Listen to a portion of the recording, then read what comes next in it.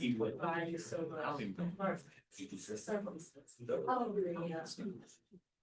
He didn't say that, but I said so. So I'm gonna ask him. Okay. Should be, I'll check my phone, yeah. The call to order. March of the planning board, town of Rochester. If you would join me in the pledge of allegiance. I pledge allegiance to the flag of the United States of America and to the republic for which it stands, one nation, under God, indivisible, with liberty and justice for all.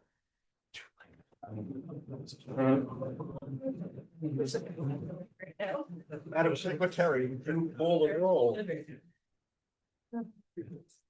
Chair Jones. Here. Member Nelson. Here. Member Roberts. Here. Member Duda. Here. Member Fetchner. Here. Member Farmel. Here. Member Pinsky is absent. Dave Gordon, Dave Church, myself, and Greg Fuller. Okay. Almost done. First project is, first on the list is a public hearing for dignified dwellings. It's the applicant along with the applicant's representative here. So, there's a map in the back for anybody who didn't get a chance to, look at it. For dignified dwellings, what we'll be talking about or what you'll be talking about. If you're from the public and you want to comment, just some, rules of the road. We'd like to keep the comments as factual as possible. We're looking for information from the public that we may have missed as a board. And we can add to our evaluation of the project. So we're certainly looking for that kind of information.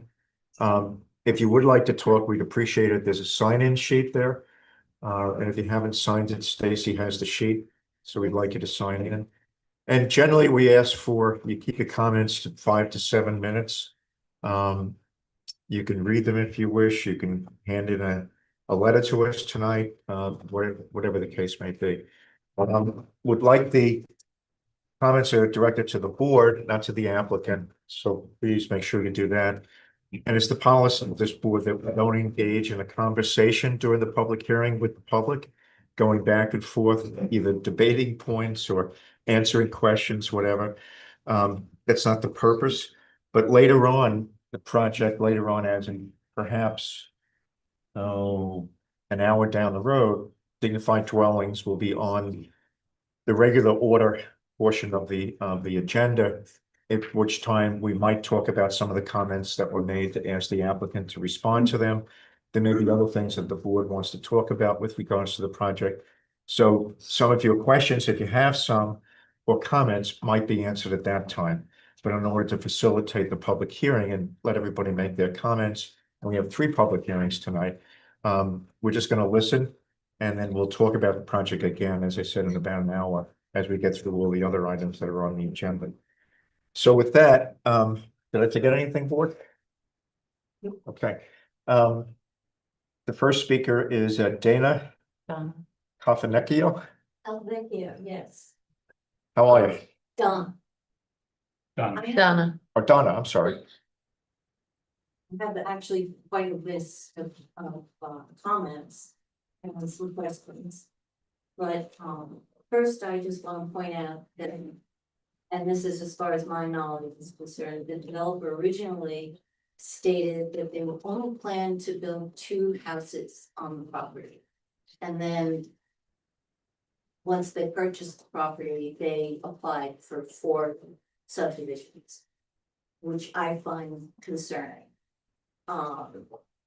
One of the, I've walked down by, well, if you're not familiar with this area, you wouldn't really understand what I'm saying, but one of the proposed subdivisions is right next to the wetlands that I understand you are trying to protect. Another issue is that they put the road in before they even had a building.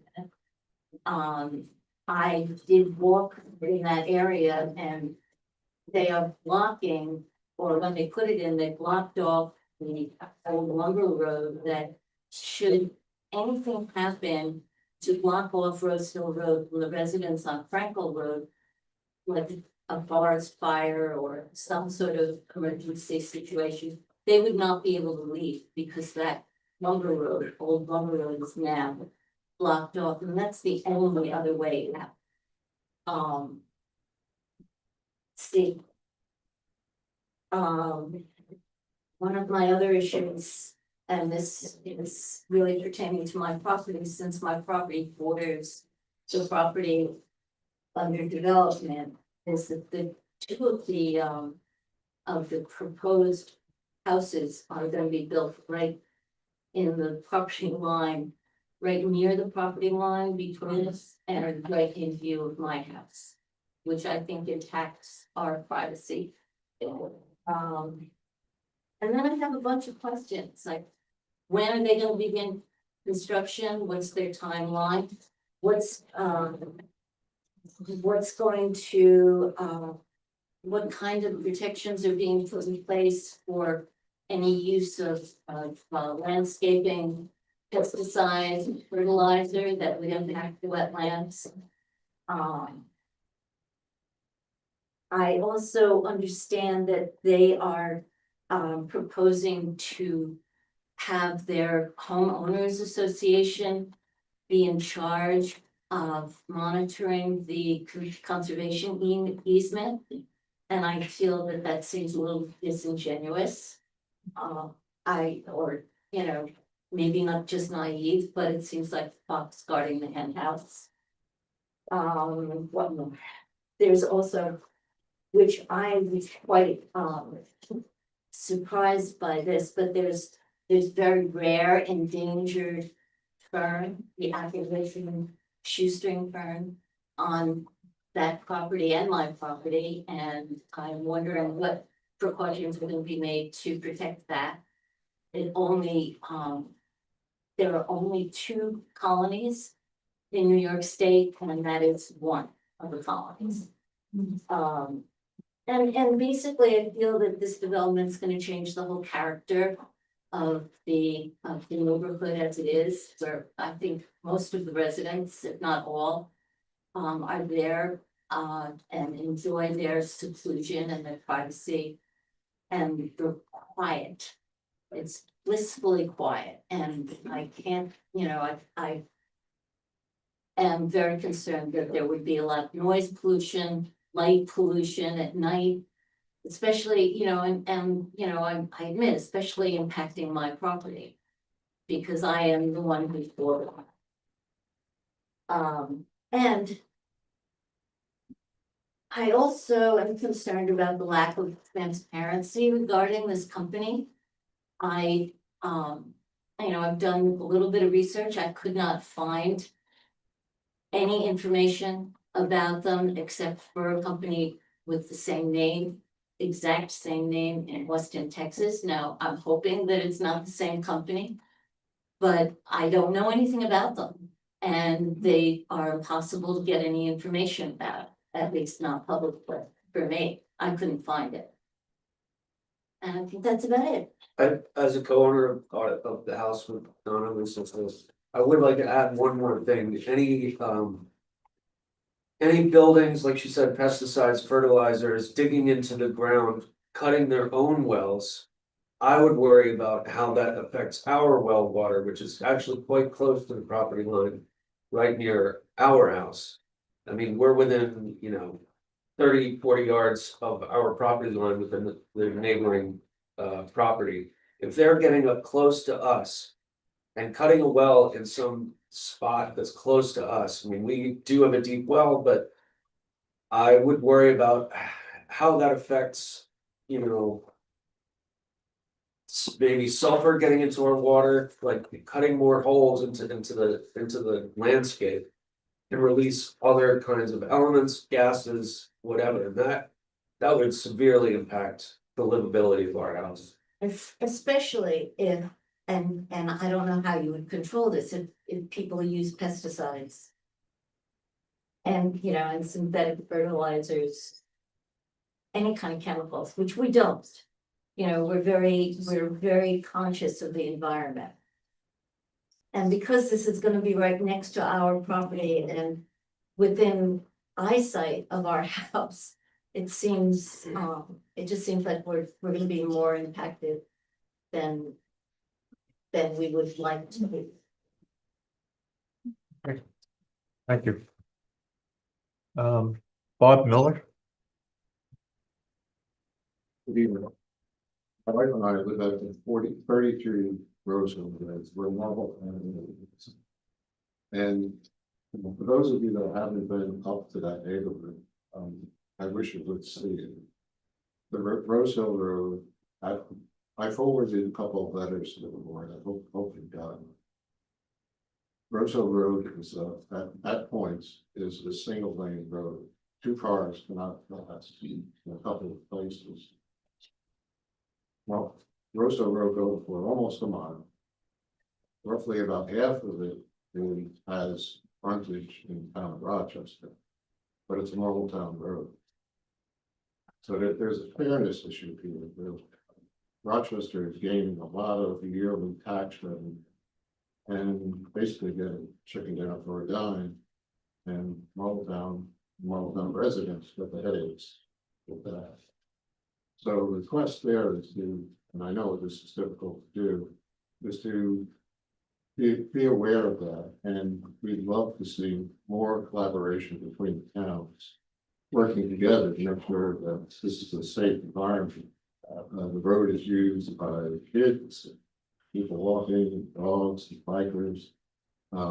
So it's a hazard now. It's a substandard road now. So this development, along with whatever happens in the future, there's a considerable amount of property there that is yet to be developed. Considerations have to be taken to make sure safety is paramount. I know it's difficult to put controls on the person flying does all the right stuff, you have to grant them a permit. But somewhere, either now or in the future, that road has to be addressed. But please be aware of that, and I'll let the rest of my neighbors speak to the environmental concerns regarding. thank you. Susan Thacker, Hi, I'm Susan Poppers. I moved to Rosehill Road in November, so I've only had a couple months here. And it is the most idyllic, beautiful place to live. Very quiet, obviously, with the smells and the quieted. But there's a street really in front of my house. There's no easement. The street, as you put it, is substandard in width. And as I understand it, because I'm a renter, not buyer, and I will be relaying all the information to the owner, not buyer and the donor, that it could impact literally the property that she owns, because as I understand it, she not only owns the house, a very old stone house on one side of the street, but a lake on the other. And I have watched for 2.5 months where I'm sure the traffic is less than it would be if the weather was better. Cars fell in front of a yellow sign right across from my house that says 15 miles an hour, children at play. I don't think a car has gone 15 once. And we're not talking about cars. We're talking about prime trucks and oil delivery trucks, and even those large trucks are not as large as the building trucks that we're doing and stone and lumber and everything else. So my main concern is really with the quality of the street. Is it going to be able to handle that kind of weight and traffic? He's going to be responsible for the drainage on both sides. And of course, at the end of the street, I would hope that everybody's going to be really vigilant about the things that were brought up earlier, the pesticides leaching into the ground, water drainage, because we are talking about a hill. And again, like everybody else, I would hope that everyone on the way will go drive up there and visit this street, have a better understanding of what it's taking. thank you. Dagan, Yes, I'd like to make a brief statement about the quality of life.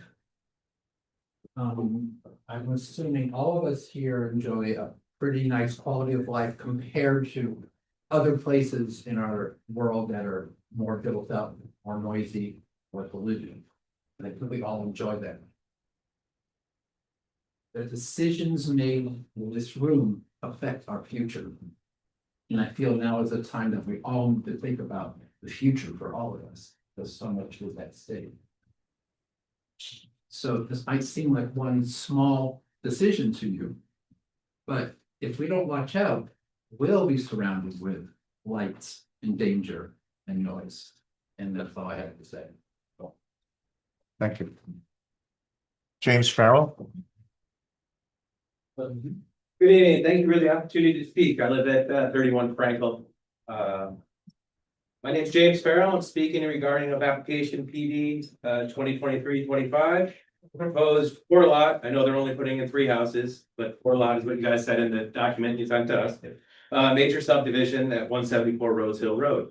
I appreciate the public hearing process, but my concern is that significant work appears to have already taken place on the property before this stage of the review. A road has been cut in. My main question tonight is simple. Was the road permitted and approved before the work began? My understanding is that major clearing, earth disturbances are not supposed to be occurred before a preliminary subdivision approval. So the planning board and the public can review the project before major changes have happened to the land. In this case, the road appears to be cut through what our town considers protected stone walls. Large pine trees and other mature trees were removed and left alongside their road. From a resident's perspective, this feels like a substantial site disturbance. Not including what happened on the other side of the property that I can see with my drone. This happened before the public had any chance to weigh in. During the construction process, which was, I can't tell you a definitive date, but when they were moving rocks, and I feel like it was at least 2 weeks, I heard dump trucks going up and down our road, at least 2 weeks. During that time, I was out with my kids on the road. There were large rocks the size of softballs all the way up and down Rose Hill Road. And I know what it was from. It was from the tires getting stuck in the wheels of the Twin X in the rear, between the 2 rear tires, getting left as they got the property. I went up, spoke to the excavator that was doing it. I said, hey, you need to go clean this up. I go, if my wife hits this, and I have to go fix my car, it's not going to be a happy experience for all of them. And I'm the type of guy that I stop my car in the middle of the road. We all live in a small place. Stop my car, put it in park, go pick up a tree, move it off the road. I'm not the kind of person that leaves stuff all over the road. So my questions is, if the road is permitted, I would appreciate clarification on when and how that approval was granted. If it was not permitted, I would like to understand how the town plans to enforce this. I know we have some major issues with code enforcement. And what corrective action will be required, including restoration of disturbed areas and protection of our public roads. I think enforcement is important here because how this situation is handled sets a precedence for how the future projects will be treated and how residents trust this process. Thank you for your time. And the last thing I will say is the other properties that he has put in, the lights are on all the time. Hardly anybody is ever there. And like, it's so rad for my kids to walk out at night when I get home late at night after gymnastic practice with them. They can look up and see the stars. That's where we live. It's completely pitch black all the time. thank you.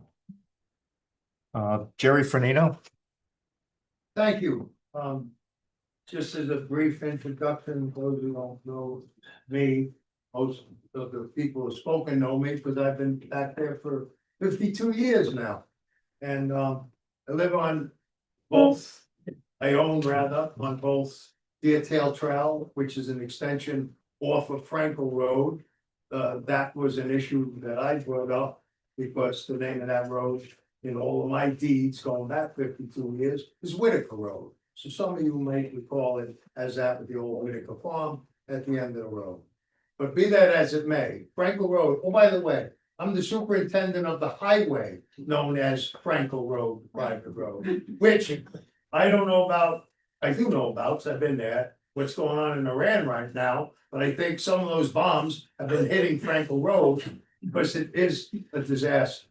So now anybody who's talking about putting a road in, I can tell you, it's not a lot of fun being the sole person with equipment to take care of that road and what it costs. But I'll say this, I was offered that property, that very piece of property by Bart Woodcock's daughter when it was left to her on her staff. I turned it down because I own, as I just said, a number of the properties on both Frankel as well as Rose Hill Road. Part of that is in fact very much wetlands. So I understand what the issue is. I was looking at what is taking place there. Here's where I have to say, and may not be in agreement with some of the previous speakers, but problem is selling a piece of property. That piece of property only has value when it's used for something. Now, there lies a real issue that all of you, and thank you very much, I have no desire to be on that board with any of you, because it is a very difficult job at your hands. But right now, this town, as all of you know, because you're members of this town, we're going through a very serious situation with a revaluation. And we just had a meeting that would not have been able to take place in this room because we had 189 people last night at the firehouse. All of them upset about finding out what the reval was doing. My point in bringing that up, it is extremely expensive, just got, and it's gonna get worse, to have property because the number one issue, and I know, because I have some of that property on those, both Frankel Road and Rose Hill Road. If you don't have anything on it, the reval is gonna be even higher. So that right there is saying you either better build it or sell it. And if you sell it, somebody else is gonna have to build it. That is a quagmire, that is a problem. However, that's what your job is to do.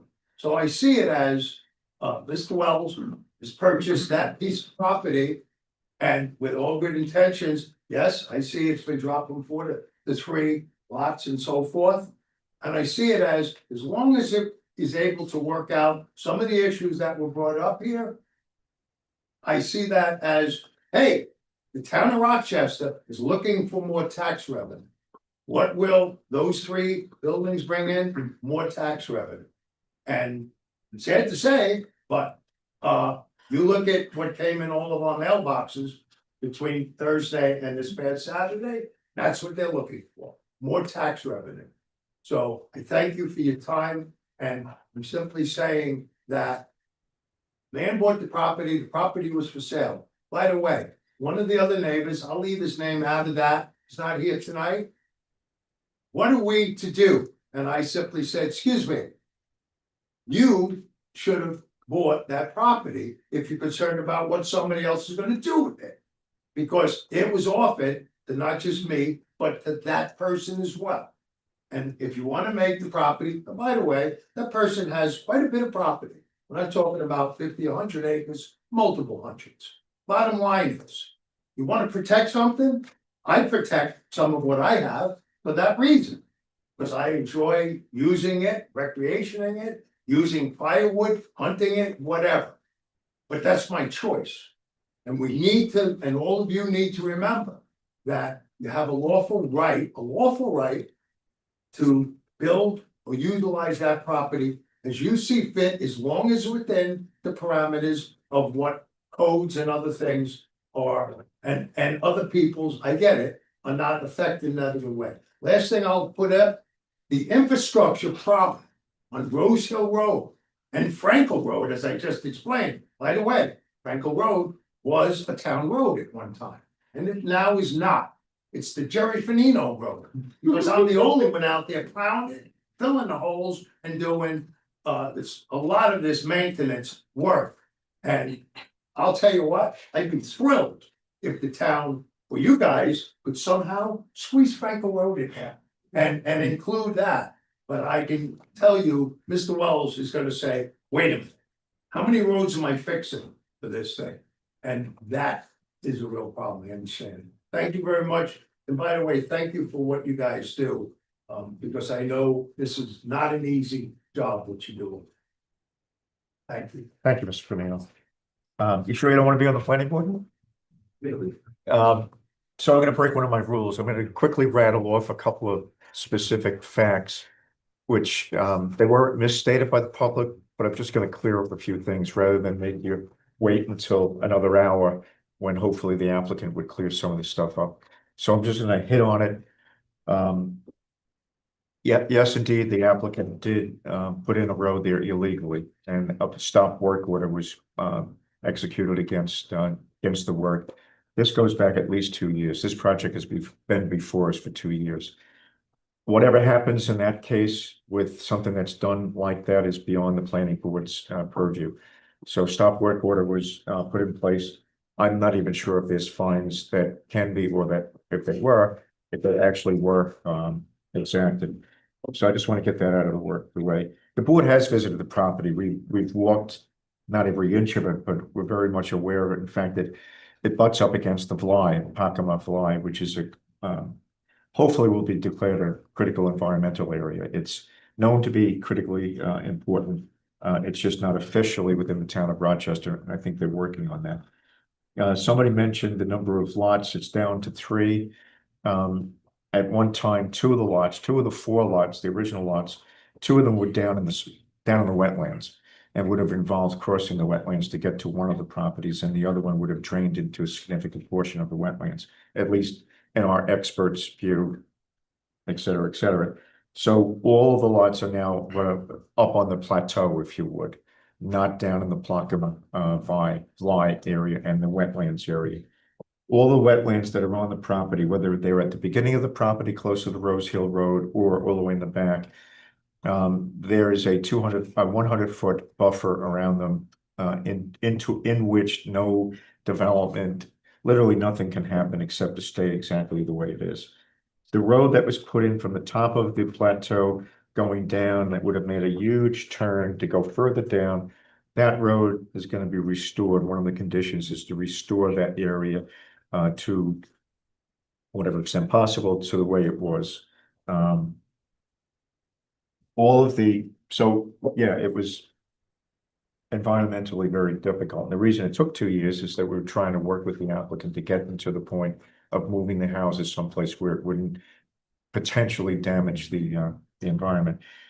We're aware of the Appalachian shoestring fern, and we did have somebody look at that. It's there.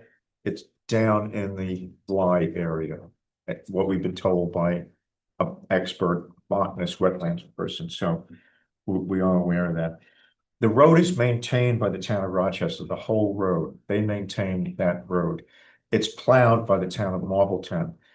Throughout between Rochester and Olive and Marbletown and other towns in the area, Gardner, there's frequently shared services for roads that go over multiple municipalities, start in one and then end up in another one. This is a good example of where our town has agreed to take care of that road. Not the new road that's going in, but to take care of Rose Hill Road. And the plowing is done by Marbletown. That's all I can say about that. So, there was a comment, if you live in Marbletown, what are we getting for it? Well, you're not getting the tax dollars, but the road is being maintained by the town of Rochester. Marbletown, I'm sure, is happy with that, and we're happy with the plowing on behalf of Rochester. Rochesterians, that's done by Marbletown. So I just wanted to mention that. The HOA was, just so you know, and we've been at it for two years. This is not the preferred way to handle the area in the back. Having said that, there is an area in the back. It's on the map. It's marked in the map. And it starts right near lot number 3. And if you look at the map, it's a green line on the map. Everything from that line all the way back, I guess that would be to the west, is a conservation area. And we preferred it to be a conservation subdivision area or have a conservation easement, but we cannot force an easement on an applicant. And so they agreed to do a conservation area. And there's a series of prohibitions of what can be done in that area that'll be added to the map. It'll be in the deeds, et cetera, et cetera, et cetera. One of which is no pesticides. There's a whole host of other things. Yes, you must have been listening to this board at one of the meetings. Many of us said, this is like potentially the fox watching the chicken coop. I don't disagree. The preferred way is either an easement run out the Sopus Conservancy, or for the town to have some sort of involvement in it. The town will have enforcement ability, it'll be in the decision, enforcement ability to enforce the codicils in the conservation piece and in the HOA. So, for example, will anybody in the HOA tell on somebody else doing something? I don't know, but if something was reported to the building department, they'll have the ability to go in and say, this is what the map says, you're not doing it. To what extent that will happen, I can't tell you. I can tell you that the new code enforcement officer that we have is, in my view at least, is doing quite a different job and taking care of a lot of things that haven't been taken care of. So as I said, oh, and there'll be something there about dark sky compliant lighting with the houses. Which is in the code, but the applicant will be reminded about that. So I broke my own rule. I don't want any commentary back on that. I want to get to the next unless somebody else wants to talk about it. Something else. We need to move on to the next public hearing. So is there anybody else who would like to speak on this project at this time? Can I add one thing? Sir? Your name, please? Can It's, I have your name, please? Oh, what was that? Your name? Tim Yates. Okay. I'm in support of the project, actually bringing houses into the town of Rochester.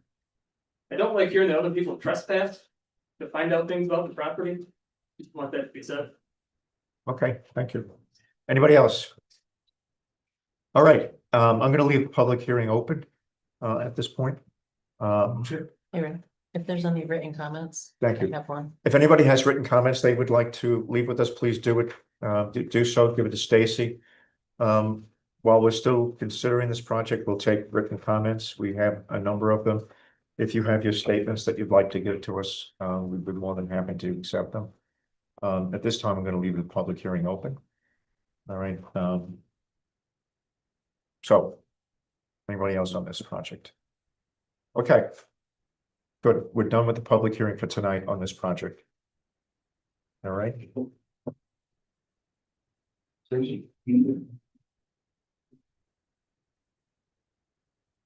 Okay, the next item on the agenda is a public hearing by Lewis, the Lewis property. You have maps, everybody has maps at their place. So this is Alice and Amy Lewis. So Stacy, would you see if there's anybody who filled out public hearing list? Is anybody here to talk about the Lewis project? That sheet'll probably be blank. Stacy. Yes. Want to talk about? I just had a few questions. I live on that road. There's somebody over there. There's somebody over here and then. Okay, Oh, no, I'm just Miss Lewis. Pardon? I'm Amy Lewis. Hi. Good to ask again. Yes, you don't want to talk? I can talk. No, all that's okay. kinds of things. Driver and me. And we were just gonna listen. Oh, okay. Have the second, then we have questions. Well, Stacy, can I see the sheet? Yeah, nobody's on it. Did you Nobody's want on it. to say your question? So who wants to speak on the Lewis project? We're not, Don't really know what the project actually is. That's why we're here. We're kind of curious. well, I'll tell you what, if you want to speak about it, you have, some facts you want to bring to the table, happy to hear from you. We're not going to go into the details of the project. There's a map over there. But Bill, why don't you just summarize what the project is? To remind the board, and maybe after you're finished, there might be somebody from the public who would like to speak about the project. And the lady who said she has some questions, if you have a statement about the project you want to give us, I'm happy to take that, or you can read that statement.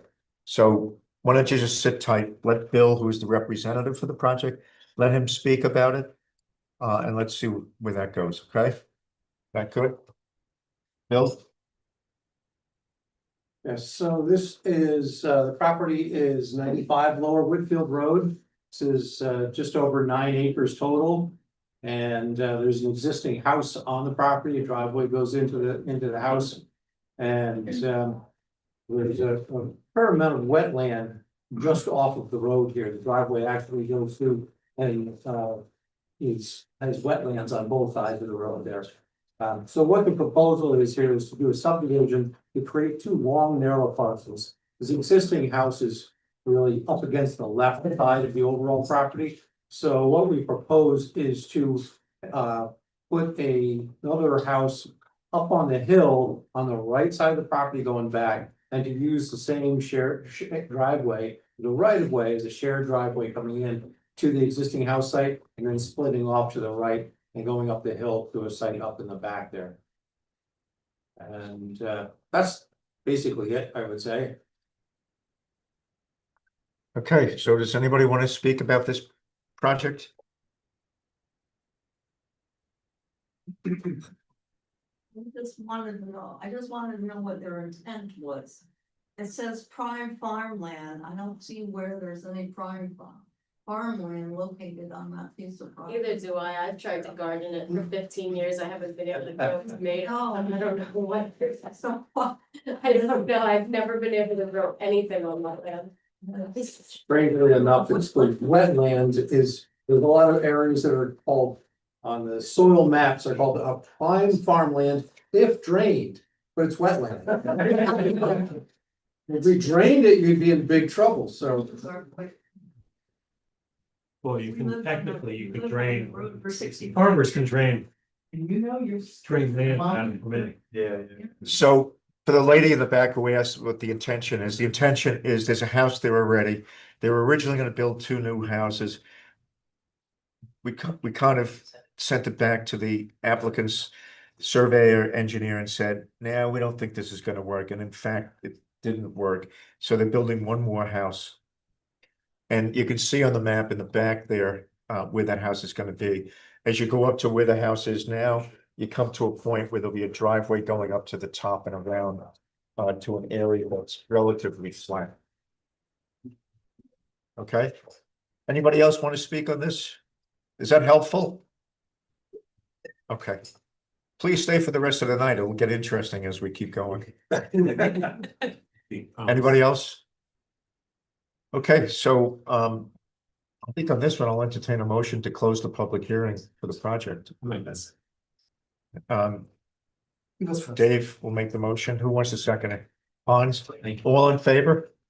Aye. Aye, 6 and 1 absence. Okay, so we're finished with the Lewis public hearing. Thank you, Bill. We're going to discuss this probably briefly later as the next steps. So if you want to hang around, great. But we're now doing the Verizon public hearing, so you may want to go out for coffee and then come back.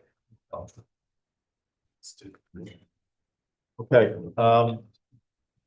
So the next public hearing is for Verizon. It's a continuation of an existing public hearing that has been going on since August-ish. So if you want to speak at the meeting, please be so kind as to sign your name. Here comes Stacy. Thank you. Thank you. For those who may not have been here before on this project, we're at the point, we're coming to a conclusion on this project. We've completed many of the steps necessary to get to a decision. Most importantly, in the recent past few meetings, we've been major seeker steps. Seeker is State Environmental Quality Review Act.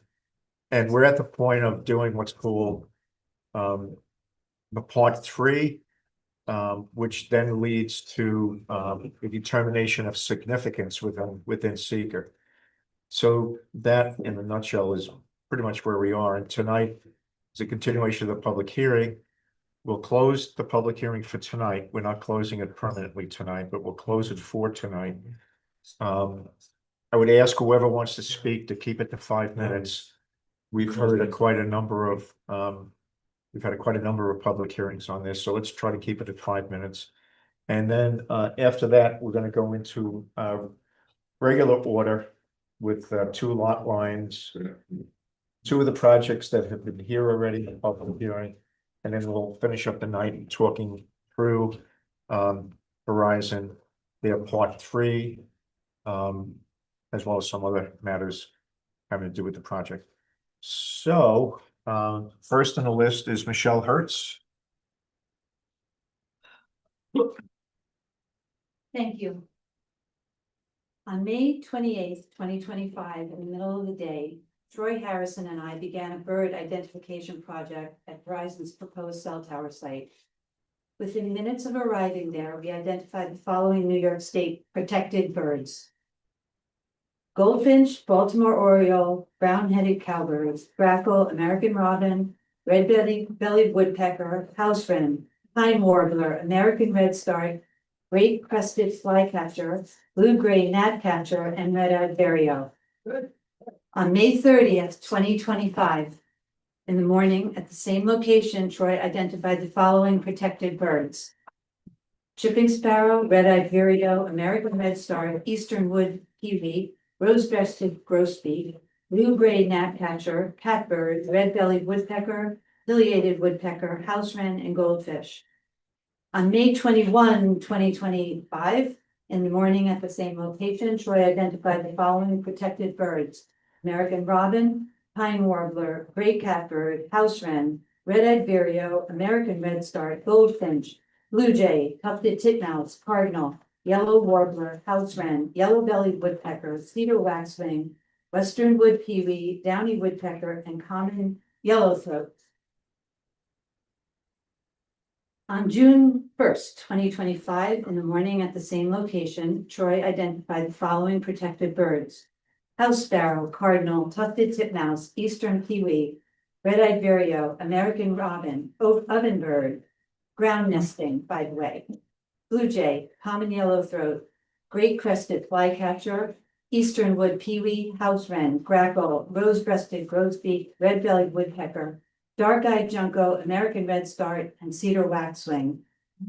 On June 6, 2025, at the same location, Troy identified the following protected birds: yellow-throated vireo, house finch, eastern wood pewee, cedar waxwing, ovenbird, American robin, white-breasted nuthatch, downy woodpecker, Canada goose, red-bellied woodpecker, American goldfinch, blue-gray gnatcatcher, wood thrush, great crested flycatcher, tufted titmouse, northern cardinal, and house wren. These are not birds that I see ever, anywhere, and I know birds. The Planning Board has dismissively labeled our bird report, our experts' reports, and community comments as generic and generalized. We are not generic and generalized. We are your neighbors and we are this community. To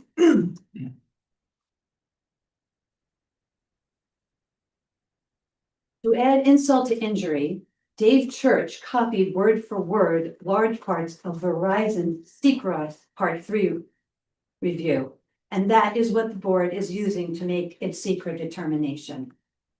The board should have already done so, but should change its determination to a positive declaration.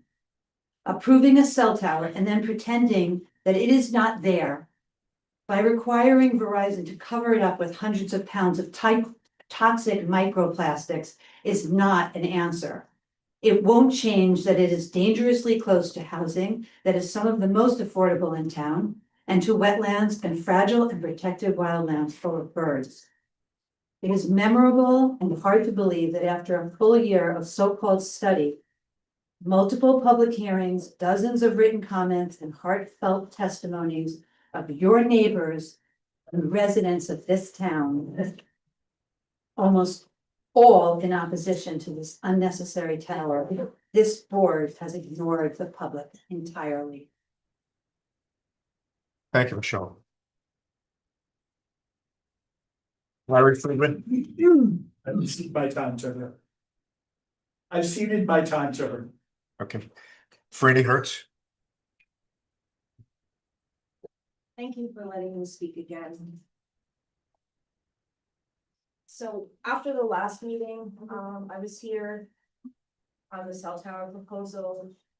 And after reading most of the part 3 secret, well, reading all of it, I just want to share with you all how I'm feeling. Because this has been really challenging. This has been a tough year on this topic. I feel sad, I feel disappointed, I feel confused, insulted, and dismayed. I feel sad because it sounds like you guys are leaning towards granting a special use permit to allow a cell tower to be built in a place where no one needs it and almost everyone in the town doesn't want it. The process has been depressing as Verizon's desire to make money at our expense has been prioritized over the voices of hundreds of local residents who have shown up, signed petitions, spoken to you. Nobody likes to public speak. We've come out here, winter, fall, beautiful weather. And it feels like our genuine concerns about this tower have been ignored. The town of Rochester has been a respite from ugly. We've talked about ugly. I've talked about ugly. Building a cell tower in this location, which is central to our town, is a puncture in that special bubble of beauty that we all have worked so hard to protect. You may not all know the history of the protection we've done around here in the parks and how they are here and why they're here, but all of us have been a part of that since we've lived here. I feel disappointed because of the shift I've noticed since the early meetings of this proposal, when I felt grateful that the planning board was listening to us and representing the citizens of this community. Now it feels like the planning board is representing Verizon. I don't know what's caused this shift, but that's how it feels from my perspective sitting out here. There have been comments about the noise as no big deal. And when comments like that are heard from the audience, it feels like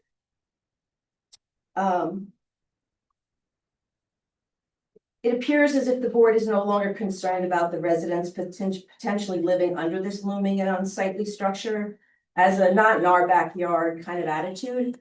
I don't think that's the attitude this board wants to sound like they have, but that's what it sounds like. It feels like, well, it's not, I'm not going to hear those noises, so it's no big deal. But is it a big deal for the people who live there? I mean, I'm not speaking for other people, but I know what the noise around me feels like when it's pierces the peace and quiet where I live. We have all fought to keep our town safe, rural, and beautiful. This tower in the middle of a community is a slap in the face of all those efforts. I feel confused.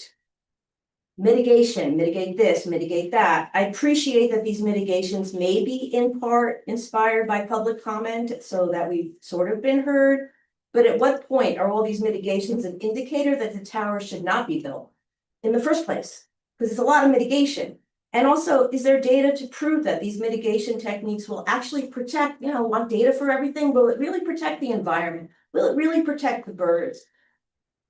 It doesn't protect the view shed. I mean, the microplastic green thing, does that really protect the view shed? I don't know. It definitely doesn't protect the community character. And does it protect it in the long term and for future generations? I feel insulted because I feel like the dismissal of public comments and efforts about our concerns and things that we've seen with our own eyes. For example, I know that birds nest in these because I've seen it with my own eyes. I know what I see. We did the balloon test. We followed the directions that the town gave us. Our photos were dismissed as not important, but you guys, with your own photographers, admitted that there were, let's see. Your own documents, you admit that the tower will pierce the view shed in more than half of the photos, but isn't it one photo that pierces the view shed a problem? It didn't say how many view sheds had to be destroyed. If there's one, isn't that a problem? The comment about the purple bergamot being protected, being unnecessary, since there's so much, is disappointing and insulting because it shows a lack of acknowledgement of the importance of biodiversity and environmental protection and fragility. And I really don't believe the members of this board don't understand biodiversity. I can't imagine that that's possible.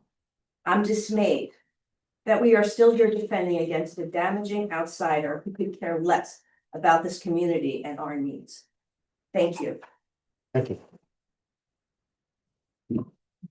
Toby Stover. Evening. I've said this before. And before I prepare something to read. If you allow this cell tower to come into our town. That will be an open door to endless other requests, nonstop in our area. We have enough, it's not enough, we need another one, it's gonna be nonstop. So this is a turning point right now. If you say yes and you allow this, we don't get to say no again. Okay. And I know it's a tough job, I thank you all for being here, I know you volunteered to do this. But, you have to tell the truth. At this moment in time, the community does not know the exact status or potential outcome of the proposed cell tower application. Although it looks like, from what people are saying, this may go through. From our standpoint, it is not acceptable to ignore the wishes of town residents and the facts submitted by extremely qualified experts who have raised real questions about safety and the need for a fourth mega cell tower within our community and around our properties. At the last meeting, planning board members accepted most of Dave Church's draft of part 3 of SECRA review. Mr. Church copied, as Michelle said, every word, all of the, actually the whole thing of the draft, including the typos from Verizon's recommendations for part 3 of SECRA. This is unacceptable. At this time, following Verizon's lead, the board's draft part 3 of SECRA calls for a negative declaration with conditions.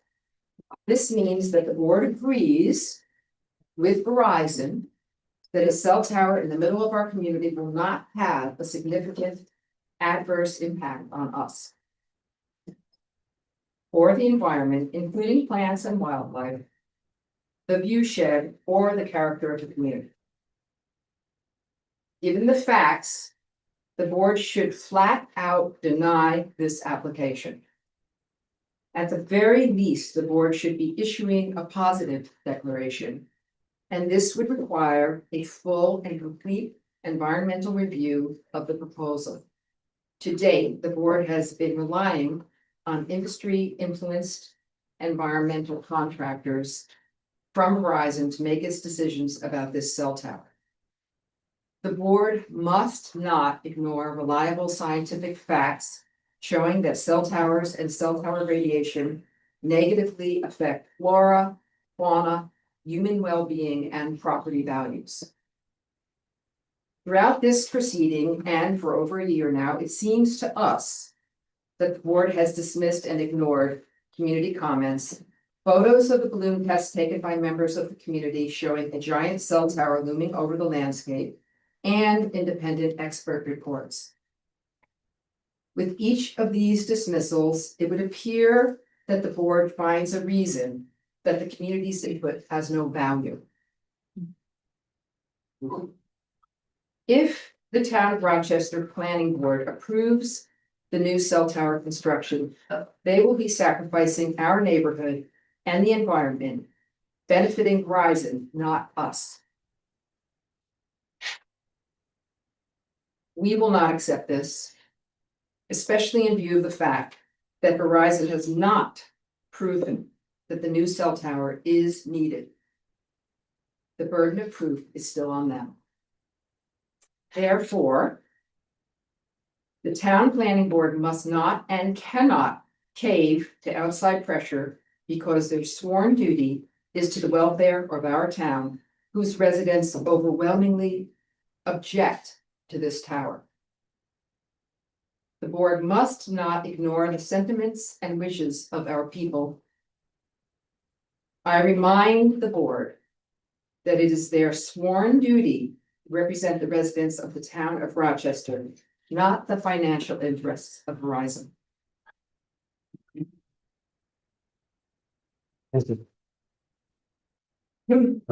Julia, and I can't make out the last name. I've been asked for this a couple times.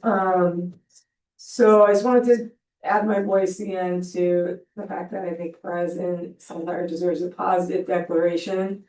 And that the job of the planning board is not to mitigate for Verizon and move forward, but as people said, to hear the concerns and take into account the code.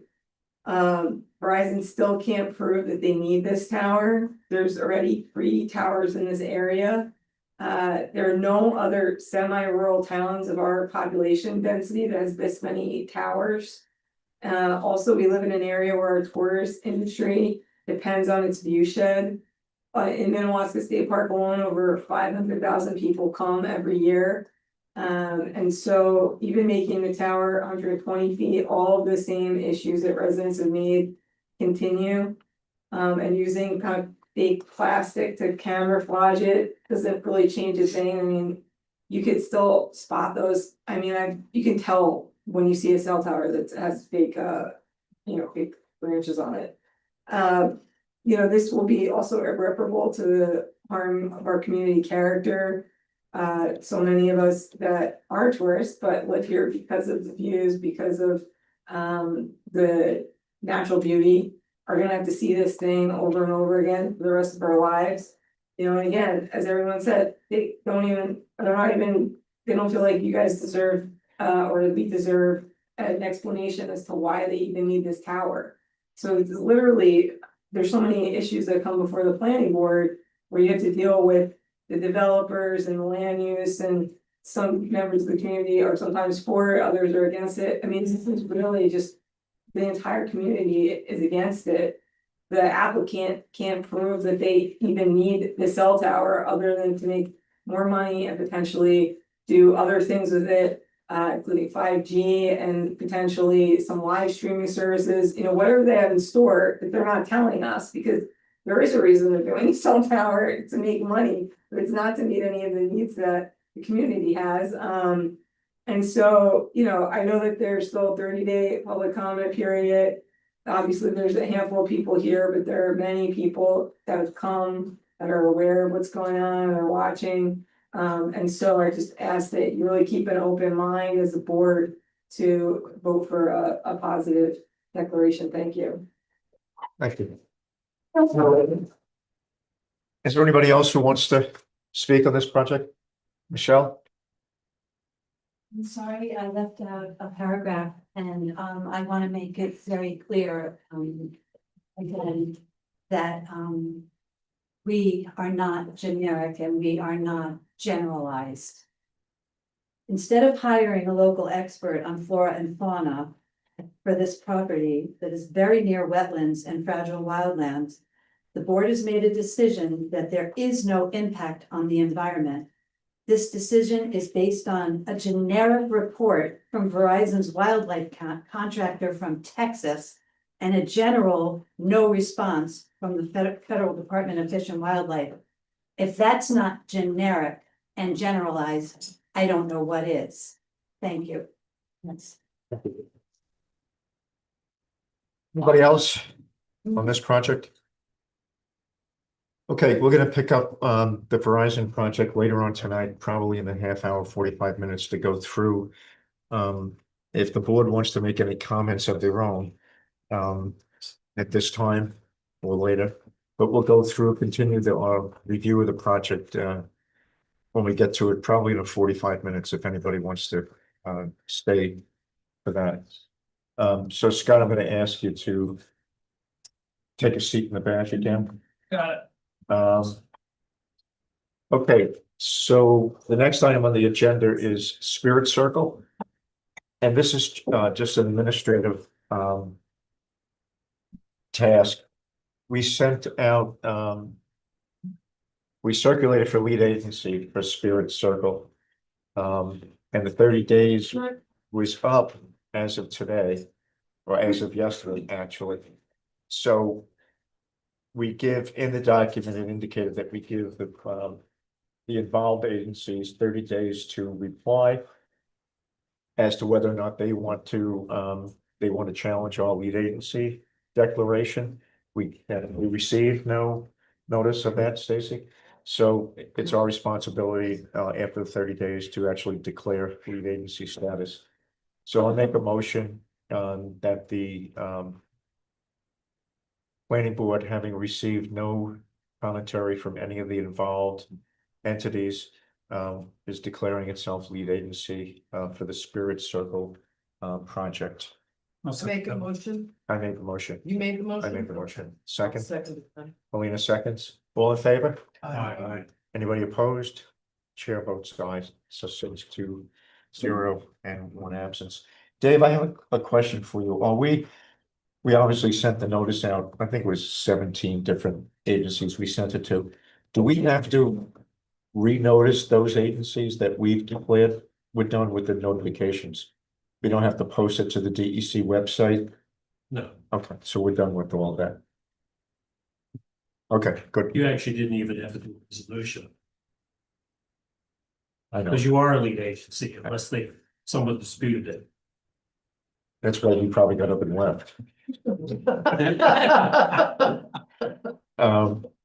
Okay, next project, Diane LaMonica, who's representing Diane LaMonica?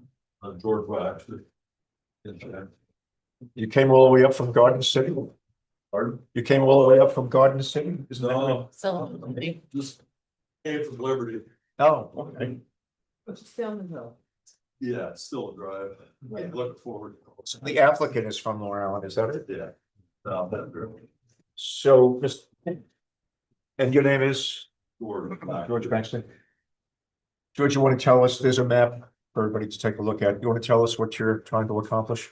Well, basically they own, 2 lots. It's this map, Paulina. Hang on a second, George.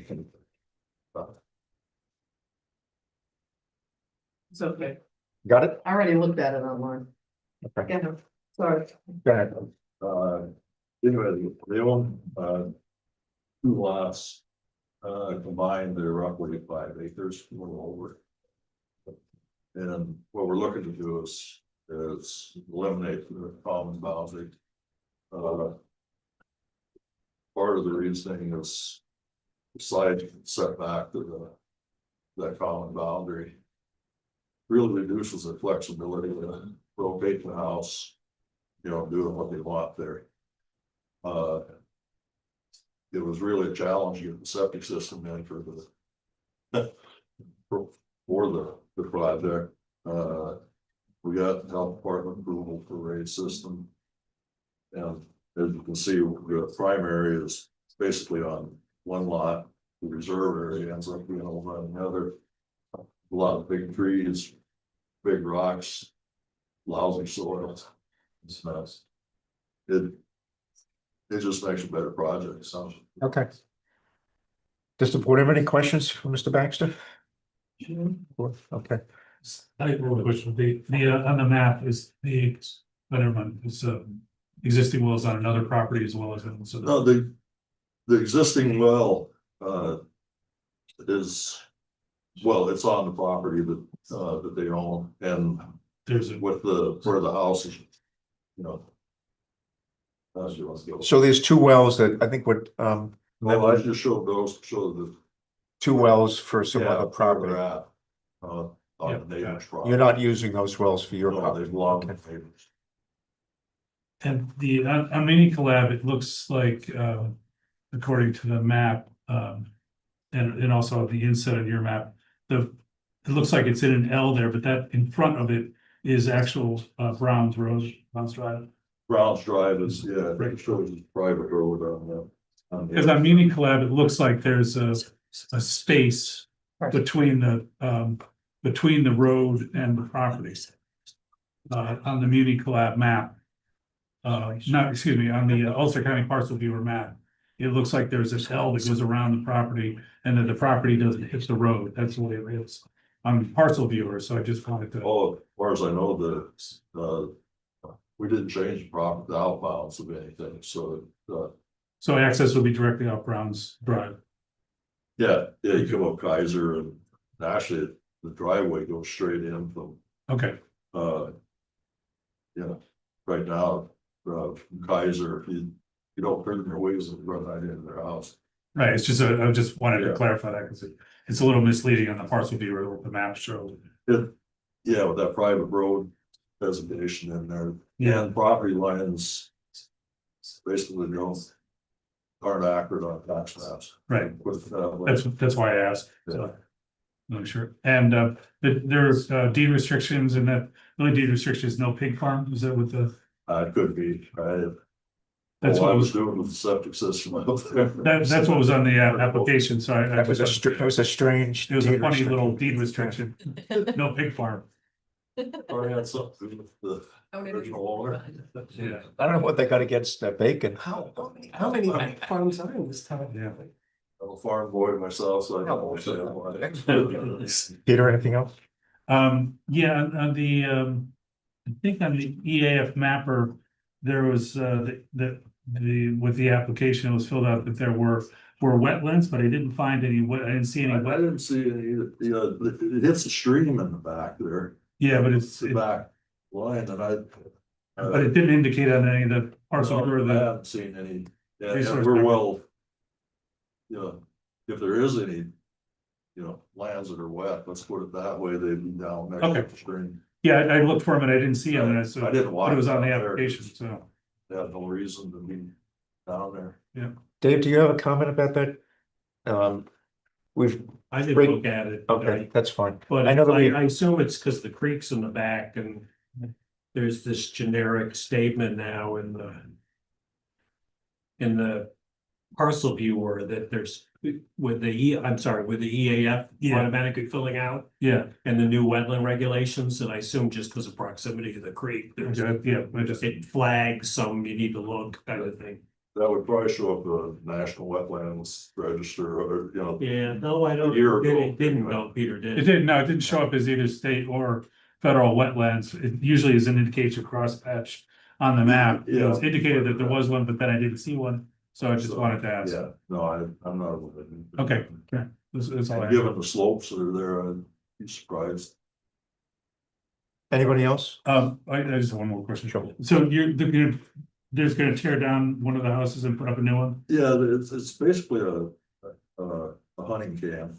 Yeah. Or the 2-bedroom and, yeah, that's gonna be removed, And the new house will be put in that same location, but right next to it. right next to it, okay. Yeah, they're trying to get the orientation on it for, which this will help if we get this through the board. So they can get a view of the mountain.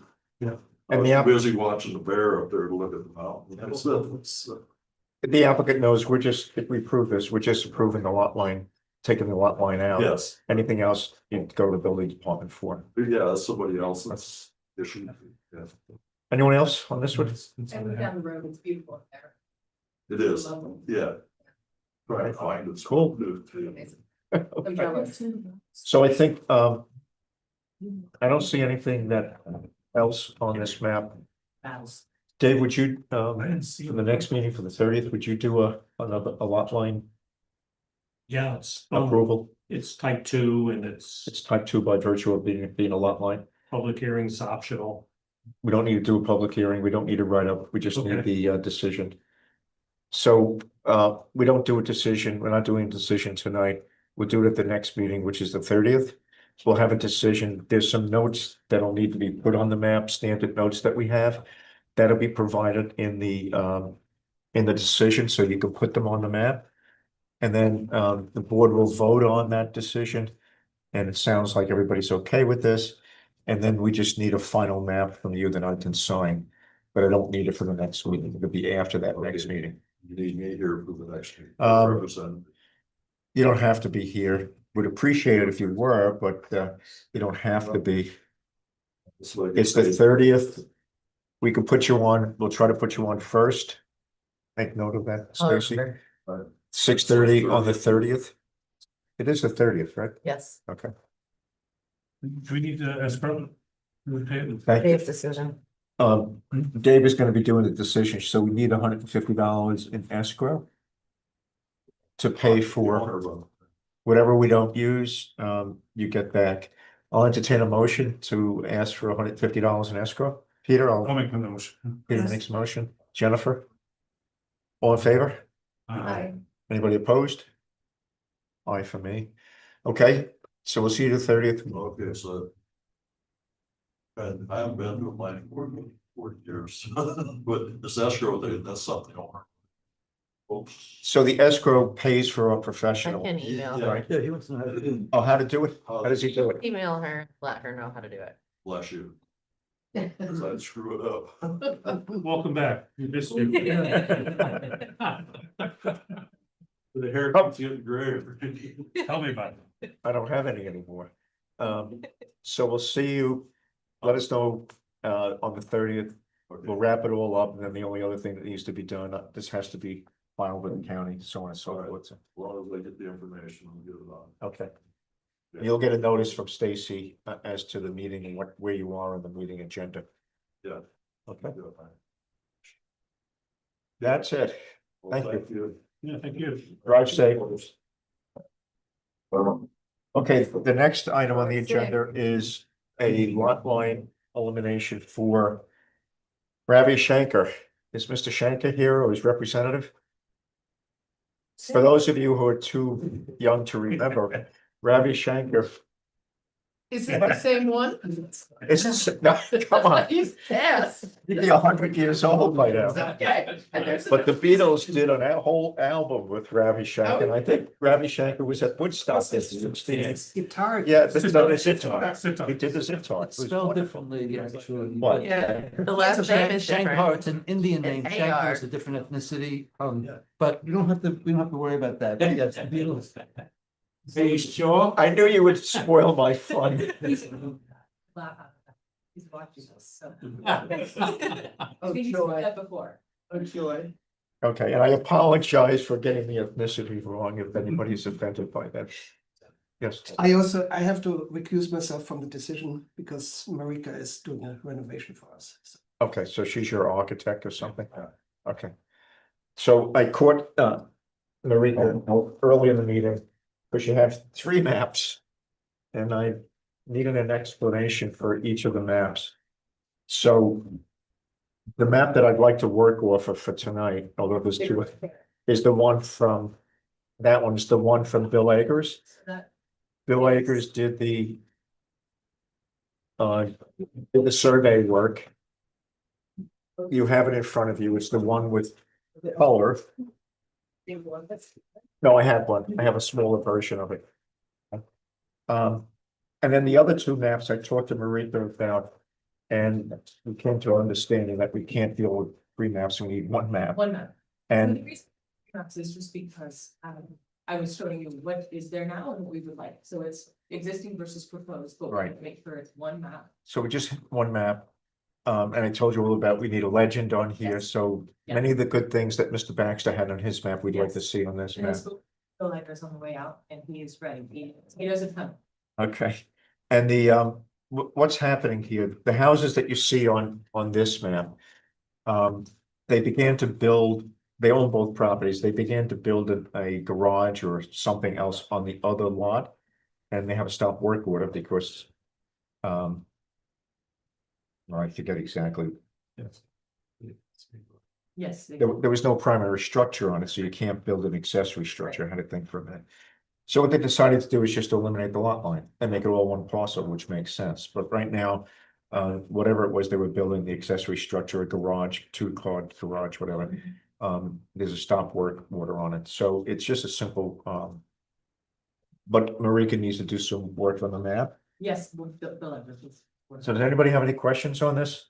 And I didn't see any restrictions, Peter, this time about pig farms, did you? No, I did not. Okay, I did think, I think something showed up on Shippo, is that correct? Am I remembering? Anybody else look at it?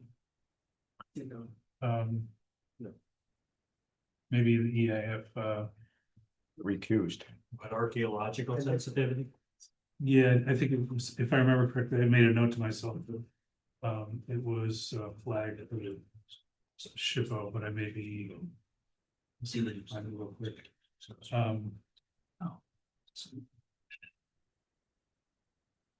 And there's a wetlands on this property, correct? And just want to confirm no work is being done in the wetlands area, the buffer area. No, there's a there's a creek down there, but it's very. Yeah, okay. So could you get the creek on the map? It, I don't see it on Bill Baker's map. There's Fly Creek, is that the one? Fly Brook, Fly Brook. yeah. It's Oh, it's on, labeled as Fly Creek. it's on there. Forget it. One- One's Fly Brook, the other is Fly Creek. And then the other thing I had flagged was, or there, I believe there was the easements or covenants was not checked on there. Are there any easements or covenants that anybody's aware of? Okay, and we'll confirm that with Bill Ivers, but no, and he did the original survey too. okay. And let me just see if I can find an EAF. Yeah. Oh, man. That's the old house.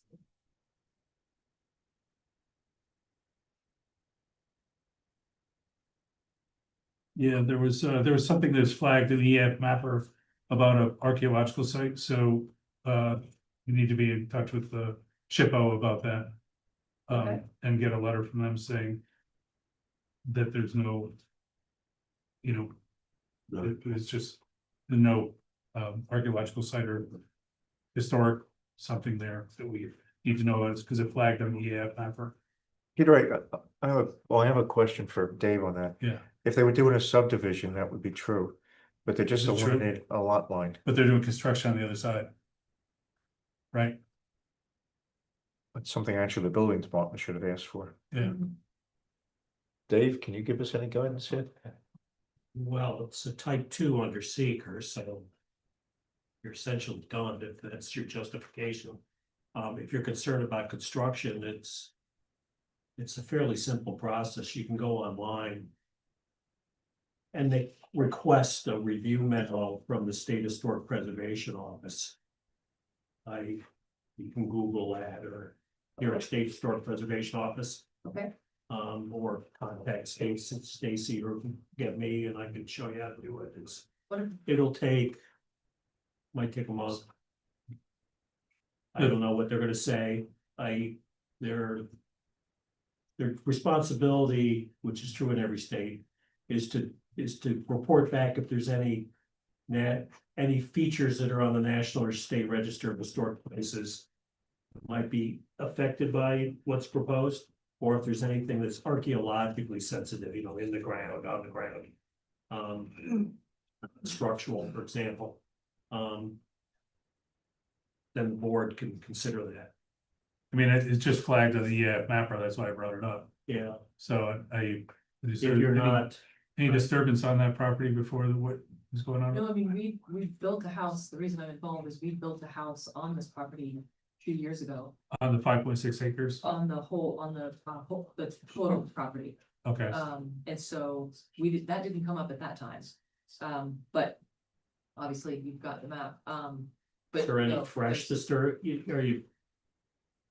what work you're gonna do is on land that was already built on? It was already built on, there was a house on there that had definitely no. You're gonna put the house where the house was. Essentially, it's very close. I don't know, it's your call. I mean, when I was reviewing this, the action that we're reviewing is the lot line yeah, change.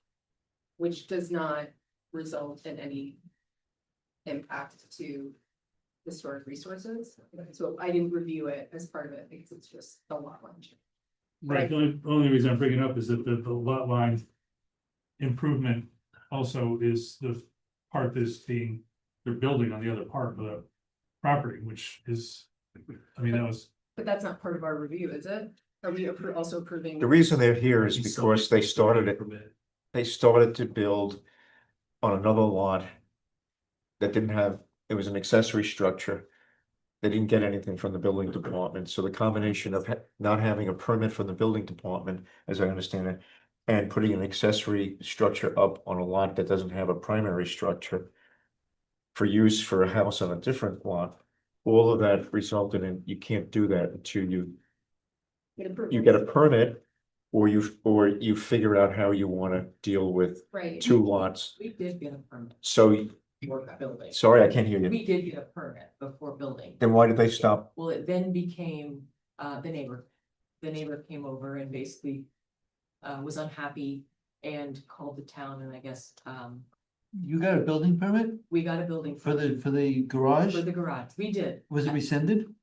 We could basically, yes, we got a stop work order and it's because of the lot line, and that's on me. I put it there without the lot line, so that's not, but we did get a permit. We didn't, it doesn't mean we have it and we can build, it means, we didn't just start building without. permit. Okay, so you got a building permit. They didn't realize, I guess, Yes. I don't know the whole story. They didn't realize that it And was 2 lots. They didn't realize it was 2 separate lots. To have a garage, an accessory use, you need to have a primary use. You Yes, had no primary use on that lot. yes, So that was the reason I assume that they stopped yes, the work. that's exactly correct. Okay. I think Jennifer's correct that, we're just looking at the lot line. Okay. For better or for worse. I hate to say it, but there's a lot of things at the building department. Whenever they give a building permit out, if it's on a lot where there's some archaeological artifacts, they don't necessarily track it. Unfortunately, Yeah, I mean, I But- only mentioned it because it showed up popped up, and it's yeah. part of. Again, if it was a subdivision, okay, but. I think I'm gonna waive, I think I'm gonna waive the need to do the SHPO. Okay. The SHPO referral. It's a separate issue as to what should the building department be doing in these cases. Right, but and so I understand, assuming we vote and we approve this, then a building permit would still be required. So Oh, we're not yeah. approving- Well, they we're not have approving- one, he'll lift the stop work order. Right. Right. All right, so your job next week and a half to be able to come back on the 30th is you gotta get me a map that complies with Yes. what we need, right? We talked about that. Yep. Dave, can we, go ahead. You want a decision? Yep. You want the buffer on the creek? Good point. Yes. Around any water body, code is around any water body, creek, drainage, river, stream, pond, we need a buffer zone of 100 feet. If you go back to Bill Agers to have this redone, which you said you were going to do, he knows about that. So around the fly, you need a 100-foot buffer. Okay. All right. So stay in touch with Stacy and let her know when we're gonna get the new information. Okay. Certainly at least a week and a half before the next I meeting. told Bill I promised you by a Okay. week. And Dave, I need a decision.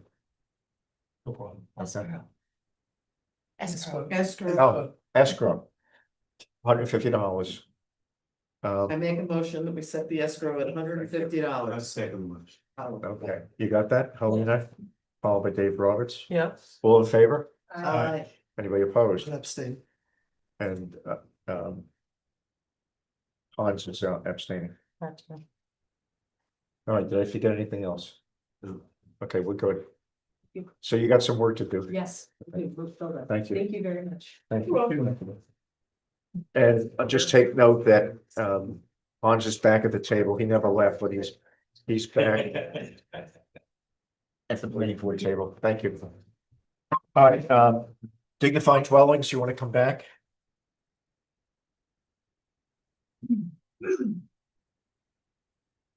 So, did anybody from dignified dwellings that commented on it, did anybody stay? Jerry, for me. Is Jerry here? Harry's not, but I'm his wife. Okay, so, Nadine, why don't you just, I think I hit on the highlights of some things. But I know there's probably some items that the board might still be concerned with. I know Dave Roberts has been insistent on reseeding and restoring that road that goes down. Yeah. So maybe you could talk about that, update us on the business with Marbletown and the letters that have gone back and forth with them, with the town supervisor. So why don't you just spend 10 or 15 minutes and then we'll talk about next steps. Sure. So we did it, for the major topics, that the board did, make site visits. You touched on the HOA, which, we've talked about it many times. You talked about the conservation easement and the protection notes with, for fertilizers and like that. It touched on the restoration, which, so we kind of did a, I guess, unofficial revision to the plan and submitted it. based on the comments from the last meeting. So that included the topsoil notes from the restoration quotations. It included changing the grades on the driveway that went a lot. Henry, don't remember what else it included. It included some topics that we had, and that was resubmitted. I do know that, Ray looked at what we submitted for the road. And that was the driveway that was acceptable to him, that plan got circulated to the highway departments. And, town of Rochester accepted what was done on the private road, details. So, we may not have the updated notes, but we did update them, and we're waiting kind of for, see if there were any more comments or any changes before we made official copies and uploaded it to the lab. But we did incorporate those, so I'll make sure that that gets circulated with the PDF and uploaded. Some of the other comments, a lot of them did focus on Rose Hill Road itself and the wear and tear and the existing traffic and their existing concerns over the width and the condition of the road. We looked at the written comments that were submitted. We've had several conversations. We've had written and verbal correspondence with the Town of Marbletown Town Board, the supervisor in particular, the Town of Marbletown Highway Superintendent, on several different occasions. Both actually the previous one and the acting one. And really the consensus is that obviously this property has frontage on two roads. It has frontage on Rose Hill Road and it has frontage on Frankel Road. So we all know that along Frankel Road, there is extensive federal wetlands. So feasibility wise and environmental protection wise, it was more feasible to just come off of Rose Hill Road. So that's what was circulated to the town. The town's obviously their position of the town of Marbletown was, we're not going to deny access to a piece of property just because the road was, from our town. And we also did have conversations about shared services. And there was a general conversation about several roads that you had mentioned that start in one town and either end at the town but access other properties or go into the next town and for a short distance. And it is our understanding that the town, it's believed that part of Rose Hill Road is actually in the town of Rochester or owned by town of Rochester. So town of Rochester does kind of regular maintenance and the town of Marbletown does the seasonal snow removal type. So I think that's been covered. I think that's been covered under secret review circulation, was covered with additional circulation to the towns, conversations that we've had about the cul-de-sac at the end of Rose Hill Road. Don't believe the conversations that I've had that either town has received any complaints over the road condition or traffic on the road. Did it ever? I want to say, so I don't think it's been brought to their attention that the residents have existing concerns. I would also like to point out, as just a little bit of history on the property, at the very end of Rose Hill Road, where we park when we go there, there's evidence of a chimney there. There used to be a house that was in part of this parcel and that burnt down. So there was, as part of this parcel, a home already there. So this subdivision is really, although that house burnt down a bit ago, this subdivision is only creating 2 more homes. There was already a home existing. That, I think that kind of covers the road. One of the comments Donna made, I'm sorry, I don't remember her last name. She had mentioned that there was some sort of blockage of egress on the property somehow. And, there really isn't. The Frankel Drive has a right of way that goes over this property, right along, that southern border. There's nothing done there, there's nothing blocking that right of way, that's still there.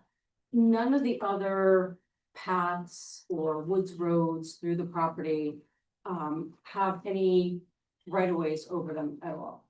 So I don't know if that was something that they had utilized at any point, but there is no official right of ways and anywhere else in the property that this project's blocking. So we just want to clarify that.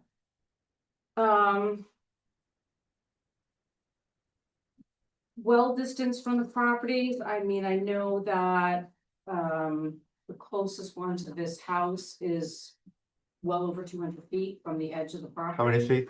It's over 200.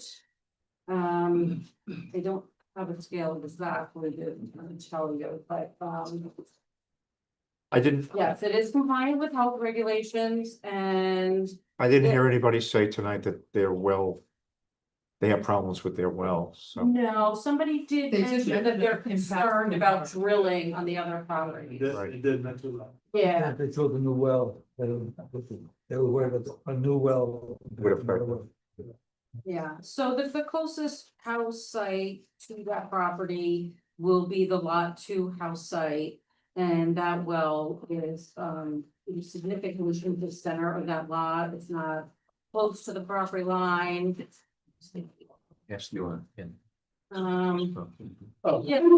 close to, but greater than 200 feet. Take it easy. Now.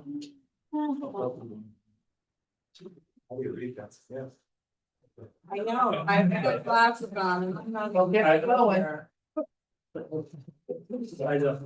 Oh, 1 inch is equal to 17 feet. So, yeah. So what is that?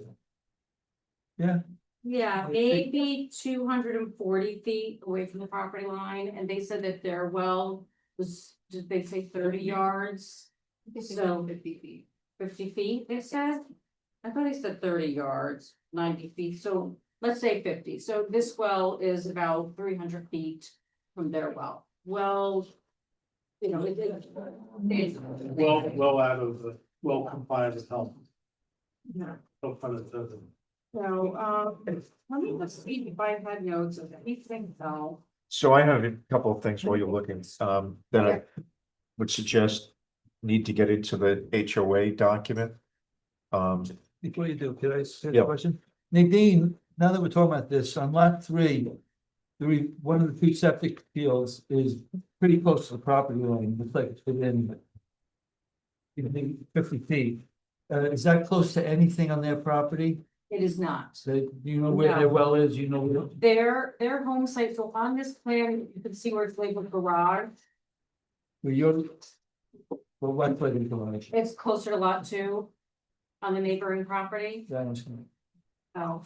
I'm even looking at the little thing. Let me come show you, because that's the general vicinity of their house. You're talking about this. Yeah, I mean, as long as it's okay. Yes, and septic's really only have to be 10 of the property line, but 100 feet from, okay, so yeah, so this is the garage and their house is in this general location and their wells in this general location. Nothing's up there. Nothing, nope. So, they mentioned about pesticides, that is one of the prohibitions for the conservation area. That's right. It is. Okay. No, I'm gonna. And that whole conservation area, all those lists of prohibitions will wind up in the HOA document Right, as well as in the deeds. correct. Okay. The one thing that I don't remember, in terms of prohibitions, we need something in there, if it's not there, that all the houses need to adopt, dark sky compliant lighting. So that wouldn't be in the conservation easement, right? That No, it would like be a part of the solely- HOA, maybe? a note in the, Oh, HOA. in the HOA. Yeah, and then also a condition of approval, right? Yeah. That'll be the- part- that'll be the conditioned for approval, Put on approval. the map. Yeah, Yeah. put it on the map. And put it in It's the a That HOA. way it's directly, it's not part of it. Not even a homeowners But the, association, this is. Dark flat. sky downlit. Yeah, that down like lighting. Yeah. All the prohibitions need to go on the map. Yeah, Okay, so that's just another prohibition. It has to be dox type compliant. Right, so there's some standard, town of Rochester notes, the conservation area prohibitions, and then there's the town of Rochester However you- standard notes. However you split them up. I'll is add fine. it on there. Okay. Let me just see, did the board pick up on anything else? Yes, Go ahead. I have a comment and I might be missing it, so. On your plan notes, is there anything that specifically addresses the reclamation of the road? Yes. And it's on these plans that we have? It should be on those, it's updated, because of the whole topsoil, I saw topsoil, but not mentioning landscaping. Landscaping to me is yard. yeah, so let me just see. Nadine, tell us which map it's on. Cause then I'm gonna have a suggestion. Okay. This, Sheet 3. It talks about, this one it is.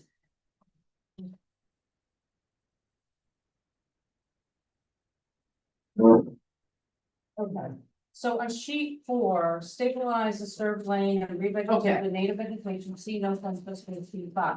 In sheet 5, we do have very specific notes. Right here, it talks about some vegetation things, but we've updated these. Now, we would like to believe, because it was a work area, that, adding the health and things like that instead of topsoil. But we've added some descriptions about topsoil in there as well. okay, okay. I would make a suggestion. I don't know quite if it should be a plan note. Because this is kind of hidden under native vegetation. We've received comments from the public about you starting the road. The public's asked to roads be reclaimed. We've asked for the road to be reclaimed. And I think like either you give it, or you either give us a section. I'm just throwing this out, a section that just is for that, for the road reclamation. And I would also, you're saying stabilize, and I haven't been out there since last year, but you might want to say you want to rip it first. Cause you have to scarify it if you want anything to grow on it, if it's a road and it's been packed. Okay. Then I'm just saying, just put those in your notes that, and highlight that this is, reclamation of the road. So And I'll add that look to at sheet 2, because sheet 2 is site plan as well, so we can add that on sheet 2 Yeah. and point out those signs, the information. Because it was kind of hard to find, it wasn't, there was the native landscaping, it wasn't sure if that was around the houses, you had other landscaping notes. So I think it should be brought up, it should be identified as the recognition of that road. Absolutely. And that will refer to the more detailed information on the other sheet. So Yes. Okay, But all right. yeah, because that would, a lot of people are gonna look for that, you want it to be readily accessible. And then I saw you had some ferns in there, any other? Yeah, I don't have that one as a final, Okay. but there are talks about different other seeds and things like. Well, conservation mix is a good one to start with, and then you can augment with the others. Yeah, I had been out there before it snowed, and because the area, it was cleared and, it was rough, but it was still soil, there was no gravel on it. And, the slopes in the area had, a lot of vegetation already established on it. Right. So, but, I guess that's a fortunate thing, but. Well, it depends on the vegetation, the problem is as soon as you rip up something and you leave it open, the invasives do come in. Yeah. So, that's why it would Definitely be, take a look at it, because we're gonna have to go out there in the spring. Anyway, to finish some other things up, so, we'll be taking a peek at it soon, but we will definitely make it very clear on the plan so that it's more obvious. Okay. I know where everything is. Anybody else have? right, but it is a public comment and it has been a Absolutely, comment from the planning board, so it should be addressed. yeah, so I'll Please. clarify that on the ones that I resubmit. Anybody else have I any have a comments question for based Mr. on the Roberts. public hearing?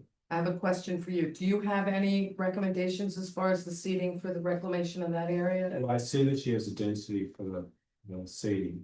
Well, that was for the landscaping, I think. Was there? So we do talk about, like, Okay. you know, because this is a, it's not a lawn, so a lot more kind of, you know, spread in these areas Okay. and, you know. But I But, missed it. yeah, and like I said, I did update it anyway, so what you have in front of you is not the most current I version. can use that as my. Okay, anybody else? All right, so. I had just one note, I was reviewing it again the other day. This is relative to the North Country Ecological Services, bat habitat, that listing. So it said, the result, the species review and CSA did document suitable roosting and foraging habitat to avoid, so I just want to bring that up, that tree clearing issue. Do we Yeah. know which one? Timing restrictions? I mean, I can add. You talked about that, restrictions on when you can do construction. No. On sheet one? Whatever, the standard note. Right to farm, floodplain, DEC. Yes. No. Yep, report prevent the. Species protection, I'll add that one, because Rochester was a standard note for that. Okay. Yeah. Good. Good call, Pete. And this is actually near a hibernac for long-eared bats. So it's actually, sometimes people are like, oh, I don't know about that, but this is actually, you could end up with the endangered species. So the prohibition on the construction. Okay. All right, so there are, I want to close the public hearing. I think that's appropriate. But I would also like, and we'll get to that in a second if the board agrees. And I'm going to ask Dave to start putting together the decision. But I don't think we're going to be able to have it ready until the first meeting of April. Given what I know is on our agenda for the next month and a half. All right. I'll have to check with Dave. Is that doable with everything else? I don't know what everything else is, but it, Verizon, it's better Radcom. than the March meetings. Yeah. So tentatively, I'll talk more Yeah, with it Dave. sounds doable. The first meeting of April, which is April 13th. Okay. Um, That now, would be for the secret determination and the regular decision.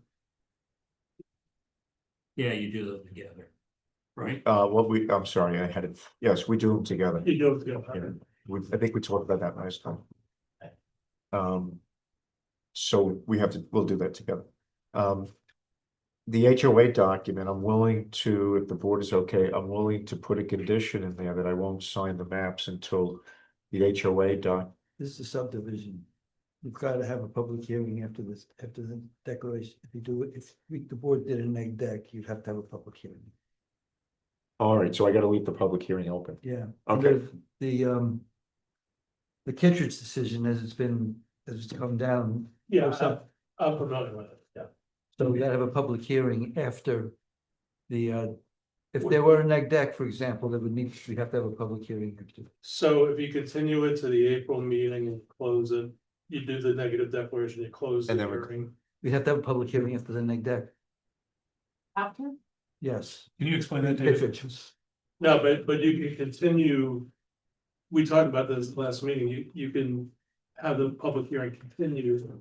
You can make the negative declaration and then continue the public hearing after you make the negative declaration. and then Yeah, the close. way we would do it, Okay, at the same meeting? Yeah, I've seen that done.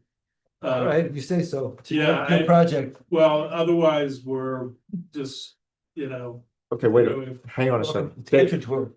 That's the way we've been doing it. Okay. We go through, we make the declaration. And we continue, we identify that the public hearing is still open after the declaration. And if there's no comments, then we close the public hearing. I Yeah. erred by saying that we would Yeah. close it today. Okay, I mean, if you think that's, Yeah, Okay, I think it's defensible. I think I mean, I don't know if you're in a position to review the part two tonight. Just to be clear for the board, the court's, as I read it, the court's decision in Kittredge was based on the idea, right, wrong, good, bad, or otherwise, that when the public comes to the public hearing, the public should have the benefit of a declaration of significance.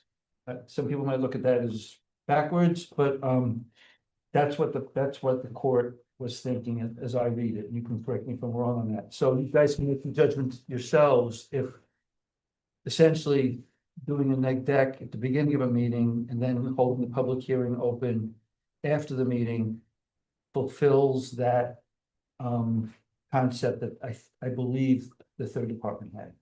That's all. I think it does, and it also addresses the balance of allowing the public to hear it and comment on it before they close the public hearing. So like I feel I've seen that done in other places, and I think it's okay. I think the chair's right, we have been doing it, but it's just hitting me now as a. Well, I think we talked about this at the last meeting, and I thought we had agreed to that, but because or else you wouldn't have set the public hearing without doing the. All right. I feel comfortable with that, to speak for the applicant. So what you feel comfortable with is the public hearing will still be open at the next meeting? Yes, and then you can do your. We'll do the determination of You significance, do the review and the determination. and then we close the public hearing after that. Yeah, Okay. that's, and then you can make it. That's what we'll do. But- I erred by saying we're gonna close the public hearing. Yeah, I think based on the turnout of people here, we would be. I think it'd be good to keep the public hearing open because the more people here than. Well, we have to keep it open until after the declaration of significance. That is Kittredge. Yeah. As to whether that's sufficient to do it later in the same session, we can see what happens. So Dave will be working on the decision over the next month. Okay. One of the items that I'm willing to do, if the board is okay with it, is simply say that the HOA document. I won't sign the maps until the HOA document is delivered, reviewed by our attorney, is satisfactory. And then I'll sign the maps, or we just don't proceed with the final decision until I get the HOA document, Dave reviews it. The board has an opportunity to comment on it, so either which way. I mean, I'm happy to look at it. This is not a conservation subdivision, so the board has limited jurisdiction over it. We can do it, it's part of the mitigation, so we can look at it, but it's not the same animal as when we have approval over a conservation subdivision, and that's part of the regulatory scheme that we are charged with applying. But there are two items that we do have jurisdiction over, and we want to make sure it's in the HOA document. The RMA. Yeah. Road maintenance agreement, and that has to be in there as a section in the HOA. And also these prohibitions in the conservation area, that needs to be part. So for that reason, I want you to look, Yes. I want to be clear, that's fine. The prohibitions, as you're putting it, the conditions, the environmental conditions need to be part of, whether they're in the any HOA documents or not, they need to be part of the of conditions of approval. They need to be on the map, they need to make them enforceable. I mean, the HOA can say that it's enforceable by the building inspector, that's great, but much better is if it's basically. yes, it's gonna be on the map, it's gonna be in the deeds. Right. Okay. So I would like to point something out. If we render a decision and then finalize the HOA, we could end up in a situation where the language used on the maps and in the final decision is different from what's in the HOA, and that can cause problems in administering whatever it is you're saying we're supposed to do. So it's kind of an observation that I've been on the other end of that, where you're like years down the road and you're trying to figure out what's going on, and you have conflicting documents, and it can cause problems later on. So you're saying we should put those things side by side? Possibly, at least a draft maybe of the HOA Yeah, agreement, happy so to we look can at it. ensure that like the language matches. Because sometimes it's a comma and an and, or an or one minor change can mean everything legally in terms of like enforceability and like that, so. Okay, so let's go even a step further. There's 3 or 4 things that are still necessary. It's the HOA document. the RMA, the prohibitions, the last two will be part of the HOA. Then we need the site, we needed to agree as to the escrow for the site plan. We need to agree to that. So, right, we have to do the engineer's estimate, submit that and get the bond, that will be conditioned. That all needs to be done. Conditions can also be, you know, if, because we have partner approval, we need on lot 3. So, one of the conditions can be, you know, any minor changes that are done to the plan, you know, to coordinate these things, but it's not gonna be any significant change. Like I said, it may be, you know, a comment, just make sure language is correct, but it's not, there's nothing that is going to, you know, not changing a lot, we're not changing a row, we're not changing a conservation agent, we're not changing, you know, the concept of the plan, you know, we're just. No, I realize that. coordinating. A couple of those documents need to be approved by the town board as well. Correct. The RMA needs to be approved by them. The bonding needs to be approved by them. HOA does not. So I think we need all these things in. We can have the decision, but I don't believe we should, at this point, I don't think we should vote on the decision until all these things are resolved. They're in and approved by the town board. I'm thinking of the last project that had this many things. It was Meta. And what we did with Meta is that everything, well, we still have one thing that's pending for them. It's quite a few months later. But we got a lot of those things out of the way with the town board, and then we voted on it. That we, Typically a conditional my condition on the recollection approval. on Meta was that we reviewed the HOA. And that we approved it before the RMA was approved, but it was conditional upon RMA approval at the town board. Because that's out of our purview, we can't, right? So I think that we reviewed, my recollection is that we reviewed and approved what's under our purview. And then the things that aren't our purview was conditional, like. Does that make sense? An RMA? Perfect. No, because we can't do the RMA, so it was like. But we have been looking at RMAs. Sure, but I think that we voted and made decisions before the RMA is approved by the town board. Right? I do recall that, I do recall that. So I don't think we waited for the town to approve the RMA before we made a decision, but I do think we reviewed the HOA. Because you review those. I think we've reviewed those before we vote But that's for conservation subdivision, when we have approval for. for the HOA. We don't have, but we're doing it for the, I know it's not, I know it, I recognize it's not. I wanted, what I'm more concerned about is the restrictions and the RMA. Because that's what we typically do. The internal mechanisms of the HOA here, which we would do for conservation subdivisions, we want to make sure it's alive and functioning. You know, I can look at it, but we have no, we don't have too much about it. You have a suggestion? Well, you know, I just want to say that, you know, I do this all over the Hudson Valley. Typically, these things are conditions of approval that have to be presented to the town attorney and signed off on, and these conditions will be on the plat, on the map. They'll be in the resolution of approval, so that once these documents are generated as conditions of approval, they can't deviate from that if you draft the resolution properly. So there's no danger of us coming in and doing something underhanded later on, because you're not gonna sign the plat, and it's not gonna be recorded in the Ulster County Clerk's office unless it's compliant with the resolution and all the notes on it. What the board typically does is when we're confronted with a project that has an RMA because it's a shared driveway or shared. Right. We look at that, even though the town board approves it, that's something, that's, the planning board does that as part of subdivision approval.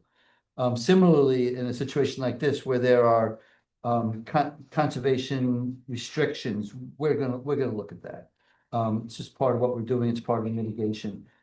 So that is gonna come before this, so that I am gonna take a look at that. The question here is whether, in addition to me looking at those two things, we need to get involved in the nuts and bolts of the HOA. As in, we're gonna have votes, you know, when you meet, the bylaws. I don't see why you would need to look at that. Well, if it was because in the board's DNA, we have conservation subdivisions, and we do look at it, it's a requirement of the subdivision approval. Right. That, so we do look at that because when it's in the code. Right. The point in this case is that the HOA is not in the code. Right. It's That's- a conventional Conservation- subdivision where we're voluntarily agreeing to put these conservation areas on the property, and you're gonna put them in. We're still gonna look at the town board would still, I believe, rely on us to give the opinion as to the restrictions and also certainly the RMA. Okay, That's so, something that's a matter of all right, course. so let's have our marching orders clear. You want us to draft an RMA for the next meeting before you act, Yes. and what else? Get us the escrow estimate, the site plan escrow estimate, Okay, and get us Restrictions. the restrictions. well, I'm not sure I understand. The restrictions are on the plans, they're codified. I put them in my letter. We said we would agree to have them on the plans. We talked about, because people were concerned about an HOA, that the town's gonna have enforcement authority over them. What else do you need from us? If the board is happy with restrictions, nothing. They provided the restrictions. I took The example. It's one of, right. we mentioned one or two, at least one tonight that's Well, not we can there. add those, but what I'm saying is like, once we do that, what else do you need from us The bond, to act? the bonding. We said that, that's the site plan bond, Okay, the site plan bond, the RMA, we need the both of those. It has been our habit in the past for you to look at the HOA, That's what the board wants, that's what it'll do. so we want to see the HOA. Do you have that from the state yet? no, The HOA agreement? I don't think so, do No, I mean. Again, we pretty much just kind of settled on some of these Right, things no, I in know the that. last I 2 know. months, so the documents I mean, the, do have to be. the vehicle for making sure that the restrictions are enforced, if you want to use that word, by the HOA, is we need to see the HOA document that has both the RMA as one of the sections and the restrictions as one of the sections. All the material about voting and how many people constitutes a majority, all that, we don't care about. But the and this should be a simple HOA because you're talking about 3 houses, right?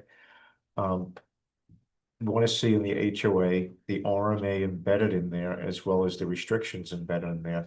So again, it's been our habit to look at the HOA before we go ahead with the approval. But do you give that to? We don't, we Dave give the, Overton to recommend that to you, or does the entire board read the document? Yeah, I mean, it's available for the board to take a look at. Like we did with the Jager. Well, could you make it a condition of approval and that before Dave signs off on it, the board gets to see it one more time or whatever you want to do? I mean, this is different from what I've seen before, because usually it's approved with these as conditions. And they defer to the town attorney to sign off on the legal instruments as conditions of final approval, which has to be done before the chairman of the planning board signs the plat and it gets recorded. So actually here, what we do, I rely on Dave and the town's attorney for the RMA. Okay, Dave makes sure that the RMA that goes to the town's attorney is in a form that the town board likes, if you would. So he checks that. And the same for the escrow. It's been our habit here that Greg actually looks at the escrow amount, says it's fine. And Dave really doesn't get involved in that. And then that goes, if possible, with the RMA to the town's attorney, and the town attorney says, okay. And in that submission to them, our attorney has looked at the RMA, our engineer has looked at the escrow amount. That then goes to Mary Lou, the town's attorney, and the town board votes on both at the same time. So maybe the only item that we're quibbling, if you want to call it that, is the actual HOA document that you need approved by the state's, what is the Attorney General? did they approve it before the? They don't approve it. We've always looked at it, but just to make sure it's in place. Right, before the. And I'm not gonna sign the map. I'll tell you what, how about for that one, the HOA, if the board is okay. I don't sign the map until we have an HOA that Dave has said okay. this includes everything that's necessary in the HOA. We did that for Meta. That makes sense. And so the key components of that are the RMA and the ability for the town to have enforcement authority. That's got to be part of the HOA. Yeah. I like that. Okay. That sounds reasonable. All right. So Dave, did you catch that in terms of composing? I don't think that's much different from what you're doing with other places, but I agree. So you said something about, I think you cited other examples. Do you have road maintenance agreements that you've approved sure. in the past? I might be able to be. Stacy, you have a couple of road. If you can't find them, I have them. I actually know where they are.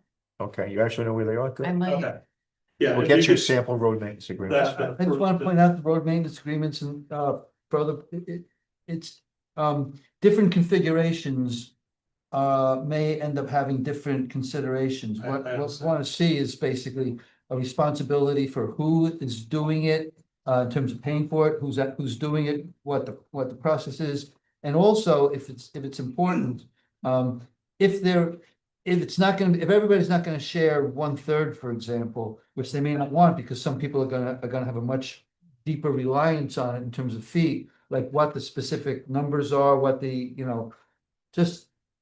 It's gotta be, it's gotta be enforceable by somebody walking in from the outside to understand who's supposed to do what.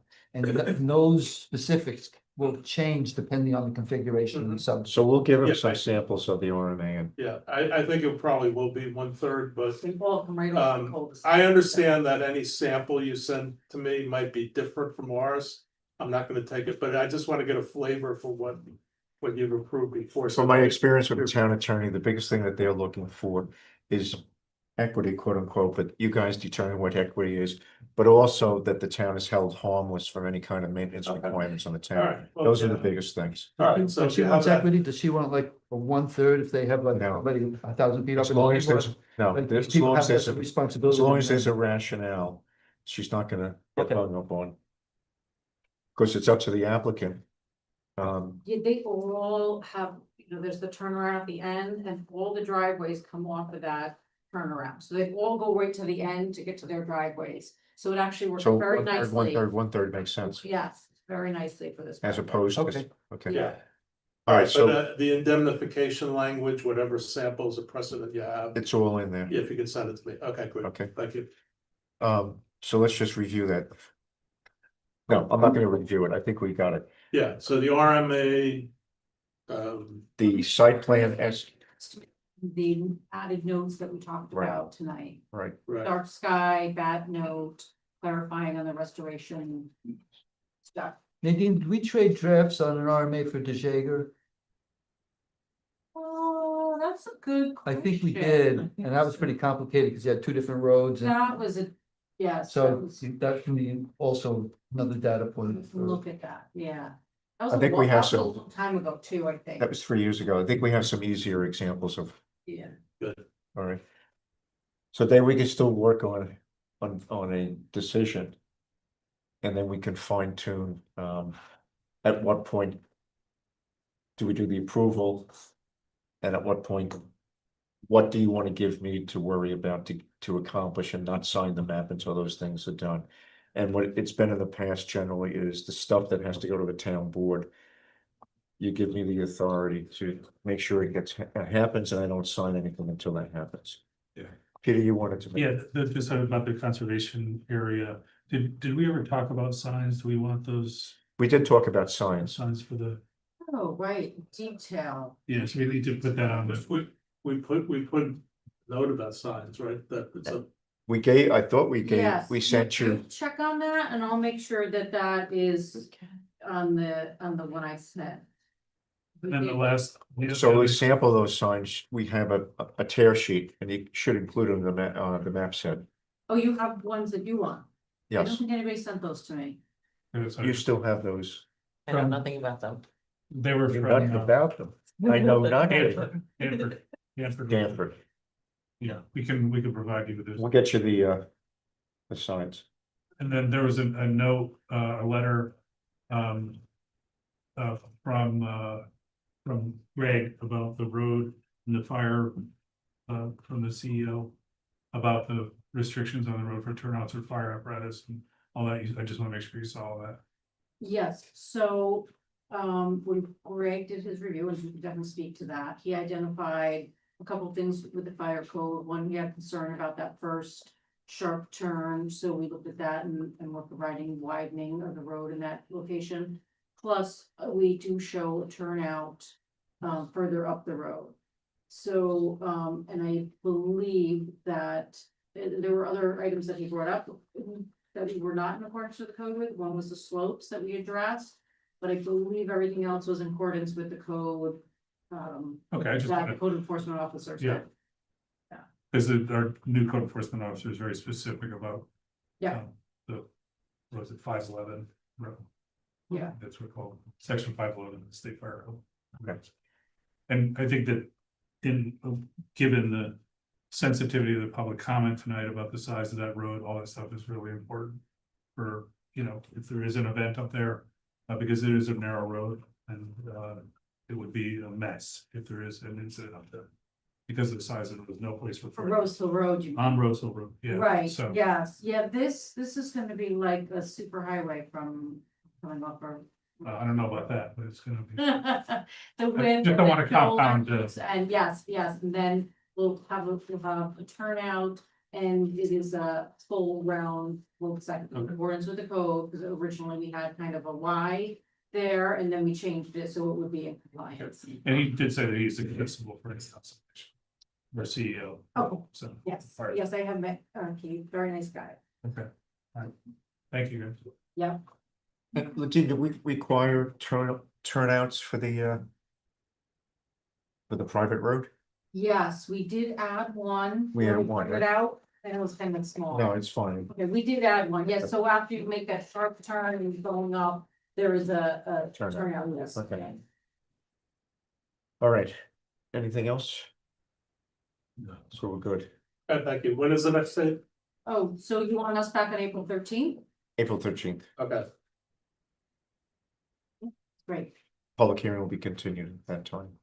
And then we'll do the determination. If you have any questions or need anything from me while you're preparing seeker or the conditional approval, please not hesitate to reach out. Okay, thank you. Thank you. All right, thank you. Thank you. Have a good evening. Let's take a 10-minute break.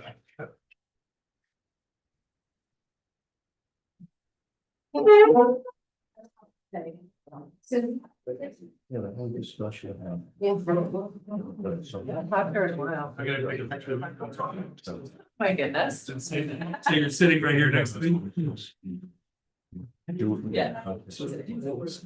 Here. Thank you. Get one of the comments. And it's like that. We call the information.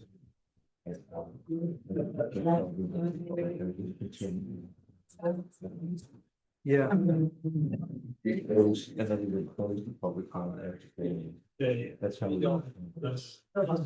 Yeah, we haven't done it so long. I think we- The problem is, the whole theory is that the public should be aware. Just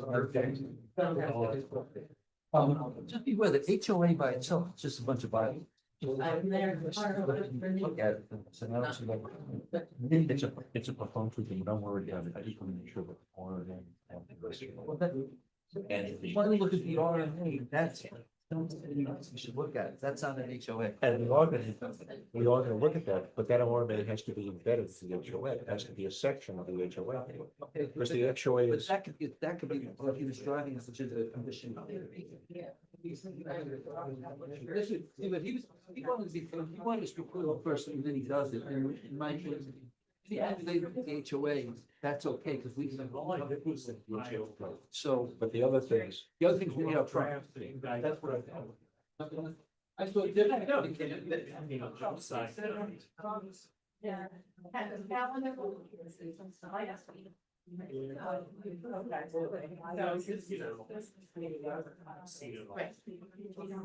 This. Okay. And then Sunday.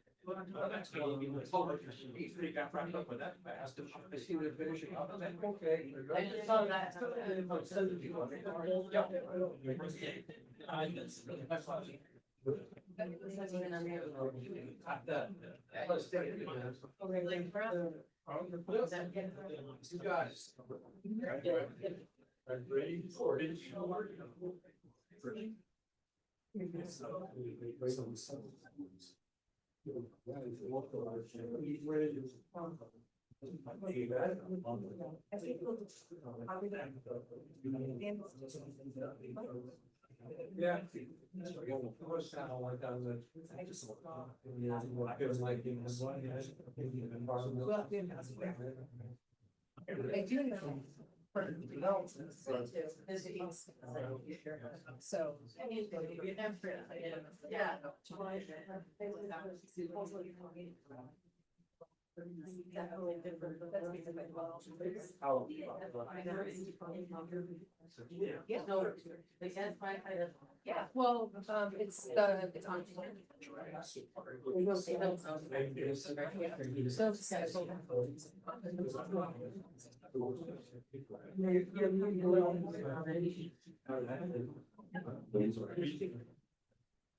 Well, it's about.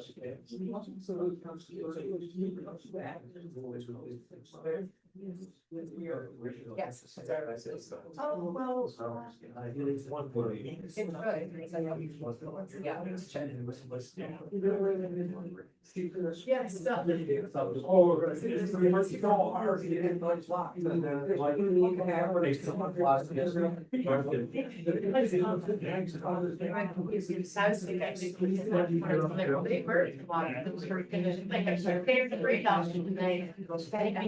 That's the question we don't clear.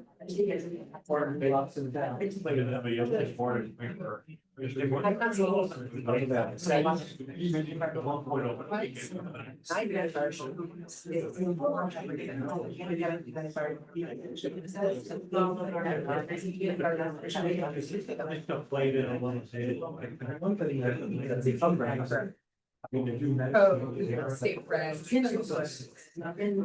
They went subject. That's Mr. Hubbard. It is state thing, it's supposed to, I did not read that.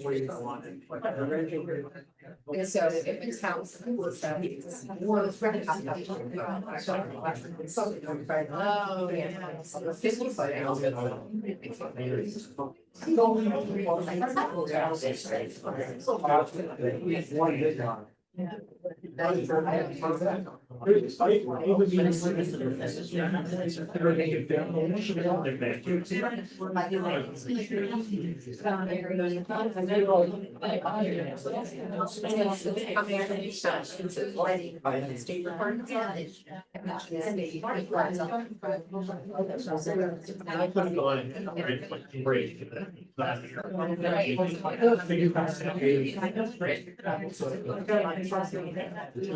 55.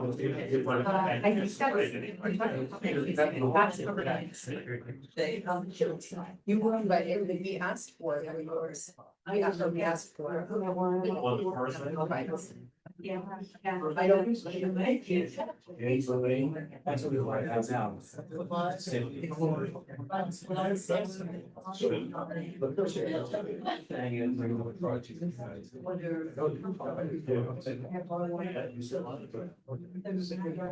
First cousin. Because all I was doing was saying, I think I'm right. Wanted to be right.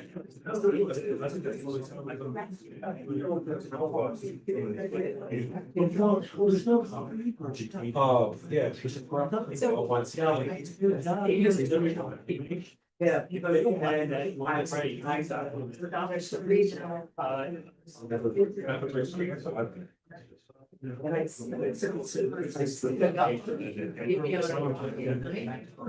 I just got this. I said, hey.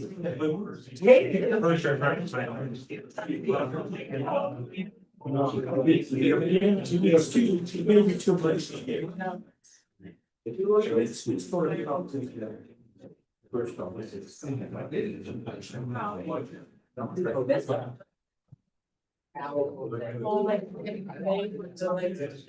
Better notes.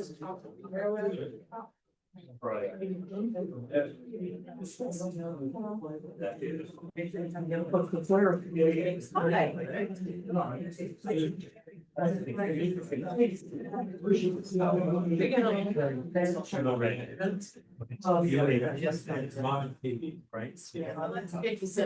Part of it was like, maybe we should just keep it, one of the boys built a house there.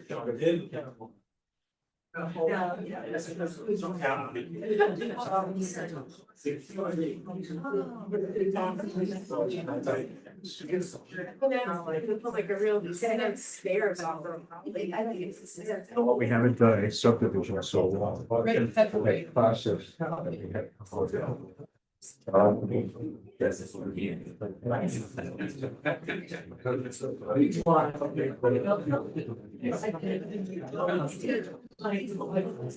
It's like. Down the cross.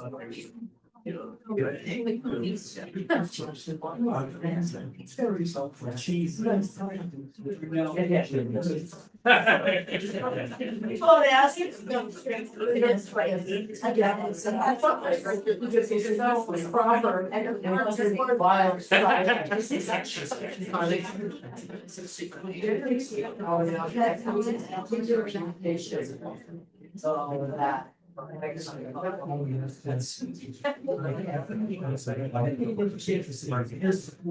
But I think solar. Shapes, right? On their house. I'm sure. When people, regular, the green little thing on the side, that's brand so. Can you close the Lewis area? Can you close the Lewis area? You know, it's kind of half. Yeah. I need it for it, and I bought it closed here is like they closed the Lewis area. My account that I needed a new phone, and came her boyfriend. Question, reopen it, you open it. Every day, See, reopen it after there are any additional. And it makes it really hot. The phrase. Okay, we're back in session. Who are you missing, Jay? I don't want to get. I don't want to. I'm so. I closed the door. Okay, you should. So I'm gonna hold it. Here,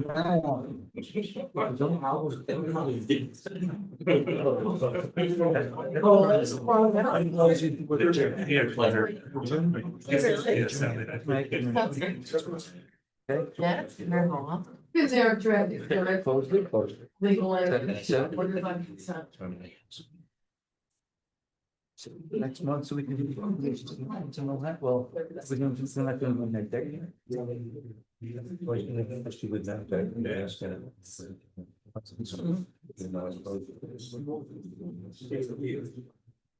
why even, but we're not gonna, we're gonna. Then do the continuation of the public hearing next month. My Let's get at it. That'll give people time to think about it and they'll have the next deck, that's what the court wants. All right, Bill, we had the public hearing for the, for Lewis. You already, Some comments that you want to share with the board From the public hearing.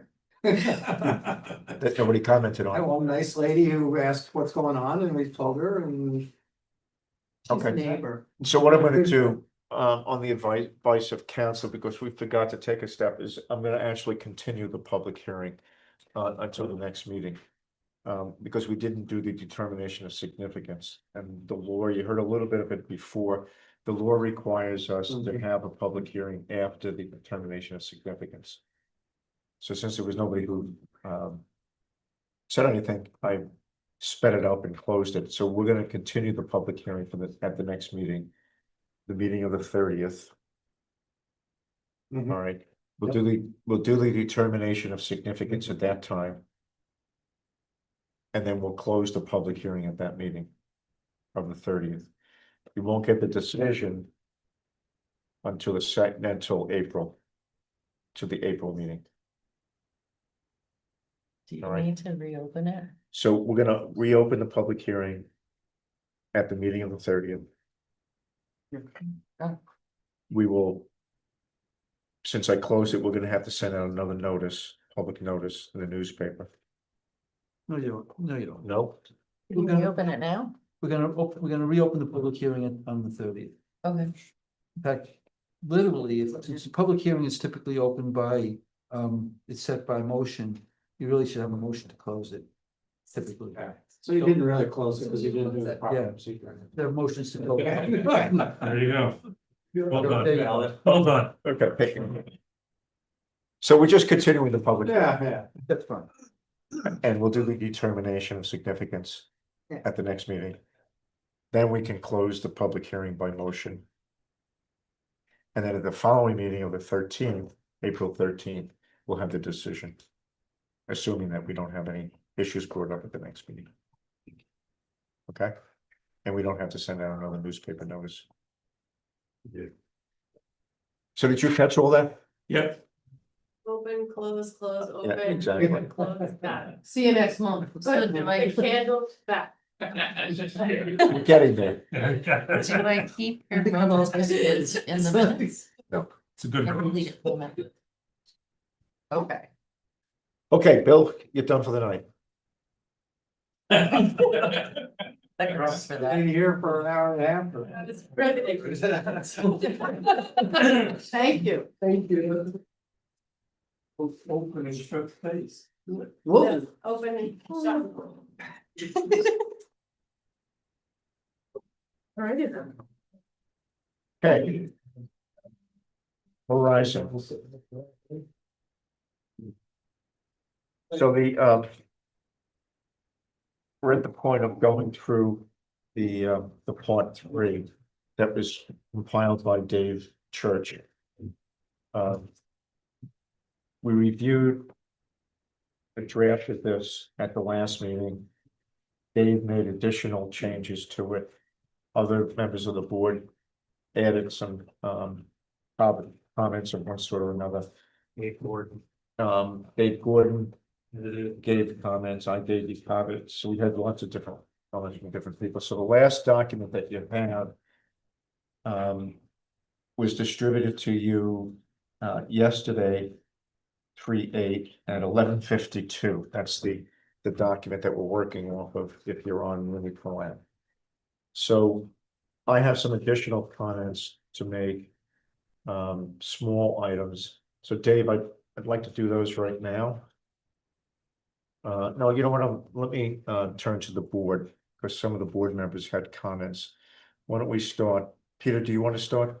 Yeah, I think we ought to revisit this, continue to work on it for another session. I just feel like there's enough uncertainty and the drafts were late that I think we we can refine it a bit more and make it more. Okay. All right.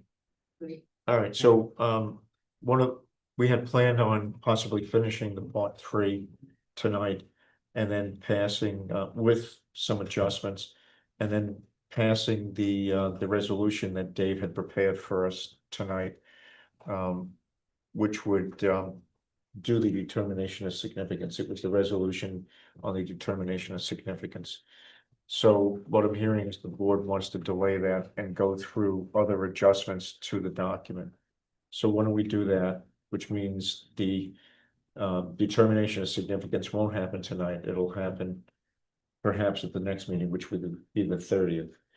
So what I want to do tonight is to go through whatever comments to the document that you received yesterday in the morning as a result of our meeting of a week ago. If you have any comments on that document, let's go through that right now. So Peter, thank you for that. Do you have any other comments? No, I think there were a couple of, no, I just think we need to figure, let's look at it. Okay. Are there any particular areas you want to take a closer look at that? No, I felt like it was a little rushed, quite honestly, and I think we would all benefit from taking a, as they say in Australia, put a sticky beak on it and just take a deeper look at it. Okay. I had a formatting comment, just make sure the font and font size is consistent throughout the document. Okay. Yeah, there was, as comments came in from members of the board, it was cut and paste in You're some right, cases. yeah. So you have different. For a final, Yeah. if we're gonna have the final document, which. Okay. Sure. So I have a comment, Dave, and the board, couple of comments. On page 12 of the document, Dave, you want to get there? Sure.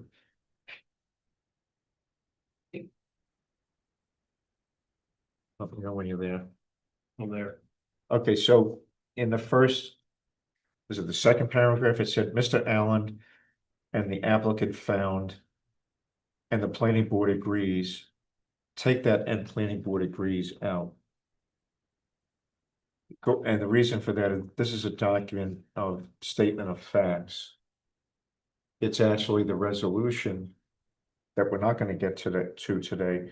It's the resolution that then ties the board to agreeing what is in the part 3. It's not appropriate to put in the part 3 that the board agrees. We would have to do that for each of the items that are in here. We shouldn't be doing that. That's the function of the resolution. So it's a small matter, but I want to try to be consistent with the rest of the document.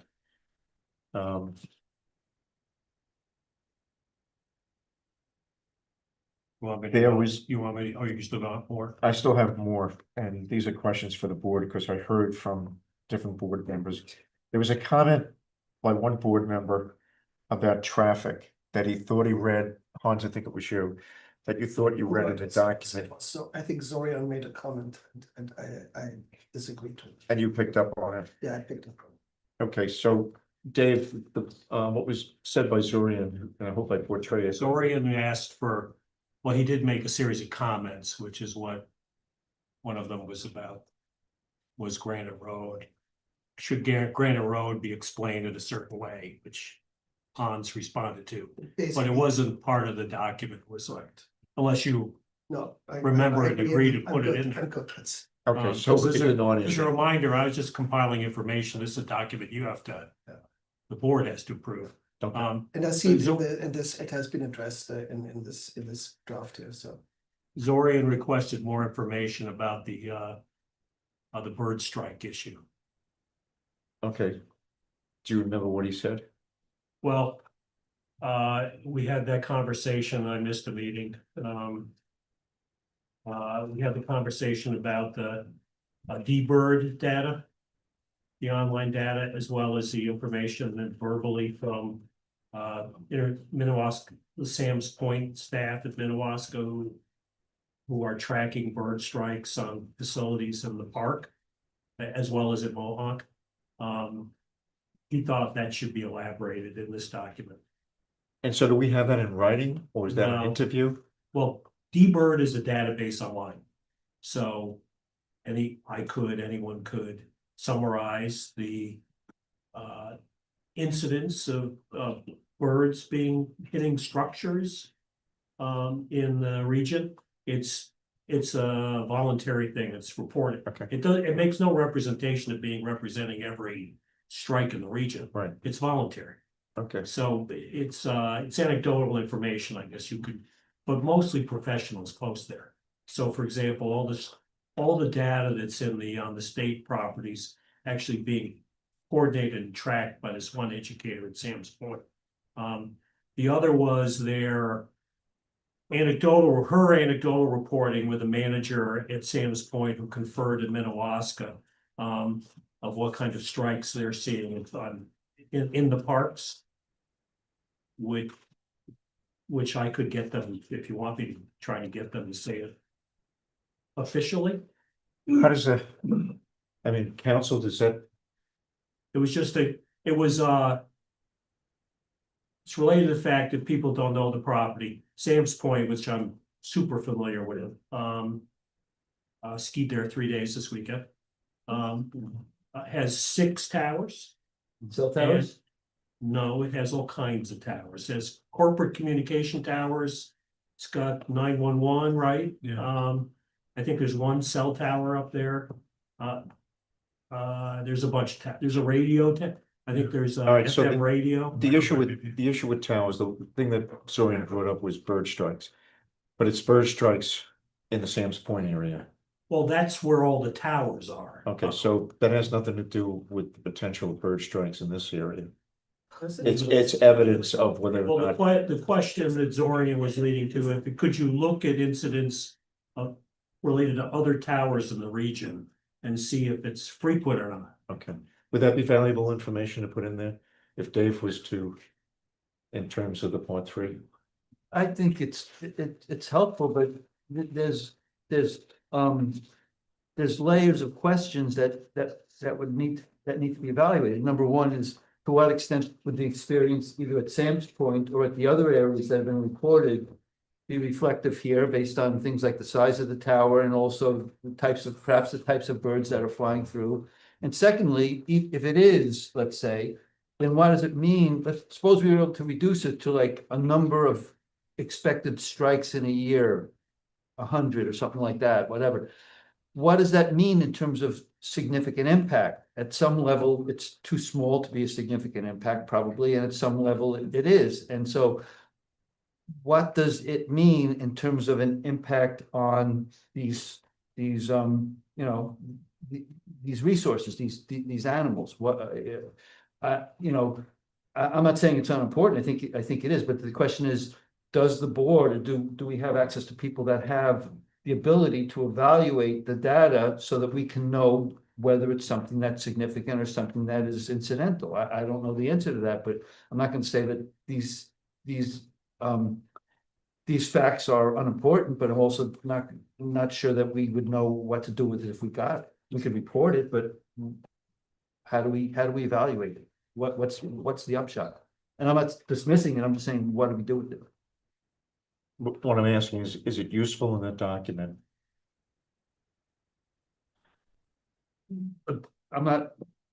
I understand that. What do we do? The with question is this information useful for the board to determine the significance of the project in terms of a potentially significant adverse environmental impact? If it is, it should go in the document. If it's not, then it either shouldn't, or we should explain why it's not that useful to us. I mean, again, I'm not familiar enough. There are certain technical issues that I've learned enough over the years to kind of get an instinct for what the significance might be, like a slope or something like that, or runoff. I just don't know how many birds something has to impede before it becomes a significant adverse environmental impact. I do not have traction on that. Okay. So it's up to the combined intelligence of the board to figure out how useful this is. I don't know the answer, but Just for clarity. The staffer at Minnewaska that's tracking bird strikes at her time here, which is only a certain number of years, has had no incident of strikes on either of the towers. at Sam's Point? At Sam's Point, or anywhere. How tall are the towers? Are they as tall as this would be? No, they're pretty tall, some of them. But I don't know. We could find out. I don't know, Peter, if you know. I don't know. They do report incidents that they actually, she says they've had a lot of incidents hitting both visitor centers. They bang into the windows. So it's becoming a structure that's, what, 15 feet high? Well, whatever, it's probably 35, right? I've been in Alaska. First story building, Yeah, yeah. 1-story building, 35 feet, But the on a high point. okay, but the suggestion for what you're saying is that The Sam's Point Visitor Center is not on a high point, it's in the woods. It's buried, yeah. Well, but to extrapolate from what you're saying, which may or may not be correct, is that essentially when you're dealing with birds hitting structures, a 35-foot high structure is potentially especially one that's solid and, you know, has a solid width, is potentially as problematic as something that goes 100 feet high or more. That's very, very narrow, et cetera. she said big windows. Yeah, the windows would flood. But So- then I'm surprised they didn't. But this is all anecdotal, that's All the, right, so that's. it's a let's- point being Zoria would like to see it in there.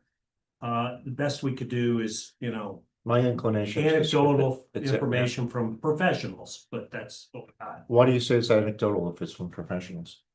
They're Professionals are reporting it They're to reporting it. D-Bird, So it's more than anecdotal, they have a report one way, but it's they have not, no, I use anecdotal and it's not a comprehensive review of bird strikes in the region. More than that, it's anecdotal because there's no pathway to determine how significant these reported incidents are as an overall impact on the species. Well, we don't know how to relate that information to. We don't know how to That's my point. correlate that's- that information to the. this, In that sense, we're getting, I mean, the anecdotes are presumably accurate because you have professionals doing it, but how do we react as a policymaking and as a permitting board and one that's doing an environmental review to these reports? I don't know how to there may be biologists that do, but I certainly don't. all right, so I'm gonna recommend that we not include anything in the report on that. Anybody else have anything? Sorry, Larry, no. I have some minor comments. I don't necessarily need to bring them up here, but is there a way for us to review this document collectively? So that version control isn't so much of an issue? Say that a little, review it how? Is there a way for us to review this as a planning board collectively? So that there aren't version control issues? Because I started a review and then revised when it came out, then I had to go back and start again. So is there a way for us to review this over the next week? Like we posted. It's very, very valuable for us to be reviewing the same document, obviously, you don't have confusion. But the word collectively is a concern because under the open meetings law, if we're doing it collectively, we should do it here in this room. If we're doing it offline, we can certainly do that, but if we start trading ideas in real time, it becomes a problem with the open meetings law. So it depends what you make collectively. Can we establish a due date for all of our comments? So that I we're. thought we did that already, like, We did. I mean, granted, it was a short period of time, we reviewed it last week collectively, that document. Yeah, And then I asked, I mentioned, anybody have other comments? Get the comments into a combination of Dave, myself, and Stacy. And I got some comments, I think it was by Friday also. and some changes were made to the document by Dave. And they were highlighted in the, I think they were highlighted in what came out to the board. So we did do that. yeah, I have that. If you wanted, Now, she makes a point to, as Rick and I know. On the weekend, we discovered some people had marked up different versions of the document. And so we had to scramble over the weekend to try to figure out how to merge all this in a around a weekend calendar. So it's a legitimate point. I think it's aggravating. Whatever you think of Unicolab's benefits, it retains all the versions. So it's, unless you're being attentive, Yes, you just grab the first one you see. yes. It might not be the right one that's actually the most up to date. So we, all right, so if we suppose, could manage getting the right version up, because my task was to get you a draft that you could review and mark up. the right version, The correct version. the right version is now up. Yes. Okay, so since we're not going to move on to the determination of significance tonight, how about another week of review by the board to get to myself, to the two Daves and to Stacy, and And I don't have a problem if you share it with the rest of the board, but I don't want any conversation between the board members. You can send it out. Copy the other members of the board so they see it and they can begin to consider it. But I don't want it back and forth. We've been really rigorous with that. No back and forth over the email system. And do you want it in an email, or would we like to do like a tracking log? No. No. Well, you could, if it's. Just send it by you email. could do track, does Stacy, they could do track changes, right? Not track changes, but like log it in a list so that everyone's comments are in one place, so that when he goes to make final edits, he has everything in one. If Rather somebody than trying to did, find emails. who's gonna monitor, who's gonna maintain that tracking list? No, it's like an Excel spreadsheet, we just all go in and out our comments. Oh, you use it on the, as a shared document? Yeah, drop your comments in an Excel. That was spreadsheet. part of the problem with what we tried to do, David and I tried to do over the weekend. People were picking up the wrong document. So you could It's send worth a out, try if you wanted, I mean, that's my perspective. If you So the wanted to way try we- to start start a shared document. so when we are reviewing documents with multiple reviewers in my day job. Especially when it's a lot of different people, we'll ask everyone, rather than commenting in the document, we'll ask people to put it in an Excel spreadsheet. That way, and then we have a stop date, so you can put your comments on this list until this date. And then you can look at everything together and you can identify, did I say one thing and somebody else conflicts with that? And then you know, oh, we have to like, these are two people saying two different things. Sometimes you might find three people saying the same thing, or, you know, whatever. And then that also maintains version control with the draft Yeah. that's going around, so that everyone's reviewing the same document, no markups, or maybe it does have markups. I don't know. Stacy, can you set up an Excel spreadsheet like that? Yes, but I can't promise to monitor it when I'm away. That's I right. think it needs to be monitored though. If Yeah, everyone's because you're just adding information, you know? You're not changing Yeah, anything. yeah. So, you know, if three people have a comment on a certain on a paragraph, they're just adding, and then it's up to the editor, the final, day to say. oh, Okay, there's so let's three try people it. saying the same thing. And I can give you a template. if Can you want. set that up? I would definitely appreciate having the extra time to review. I totally agree. All right, is a week from today, well, is Friday of this week doable by everybody to get all their comments in? Yeah. Because then Dave and I and the other Dave, we need to go through all these, get Yeah. them integrated into the document, make sure that where we have Yeah. conflicts, not to bring it back Strongly, to we've this. been in this contest for a long Yeah. time, and we shouldn't, there's no sense in rushing this final part, you know. Okay, We should do it right. so we'll try that. And I'll get you, Stacey, I'll get you a template that you can, Excel spreadsheet. Yeah, that's template. fine. And if you can just make it editable so that we can all add our stuff in, and you guys will see there's like a column for your names, you put your name in, you put in where the comment goes, so it's in the section that talks about whatever. And then you just add in, you can just type in, I think we should talk about this more, take that out, or, you know, whatever it is. Okay. Yeah. All right, we'll give it a shot. Okay.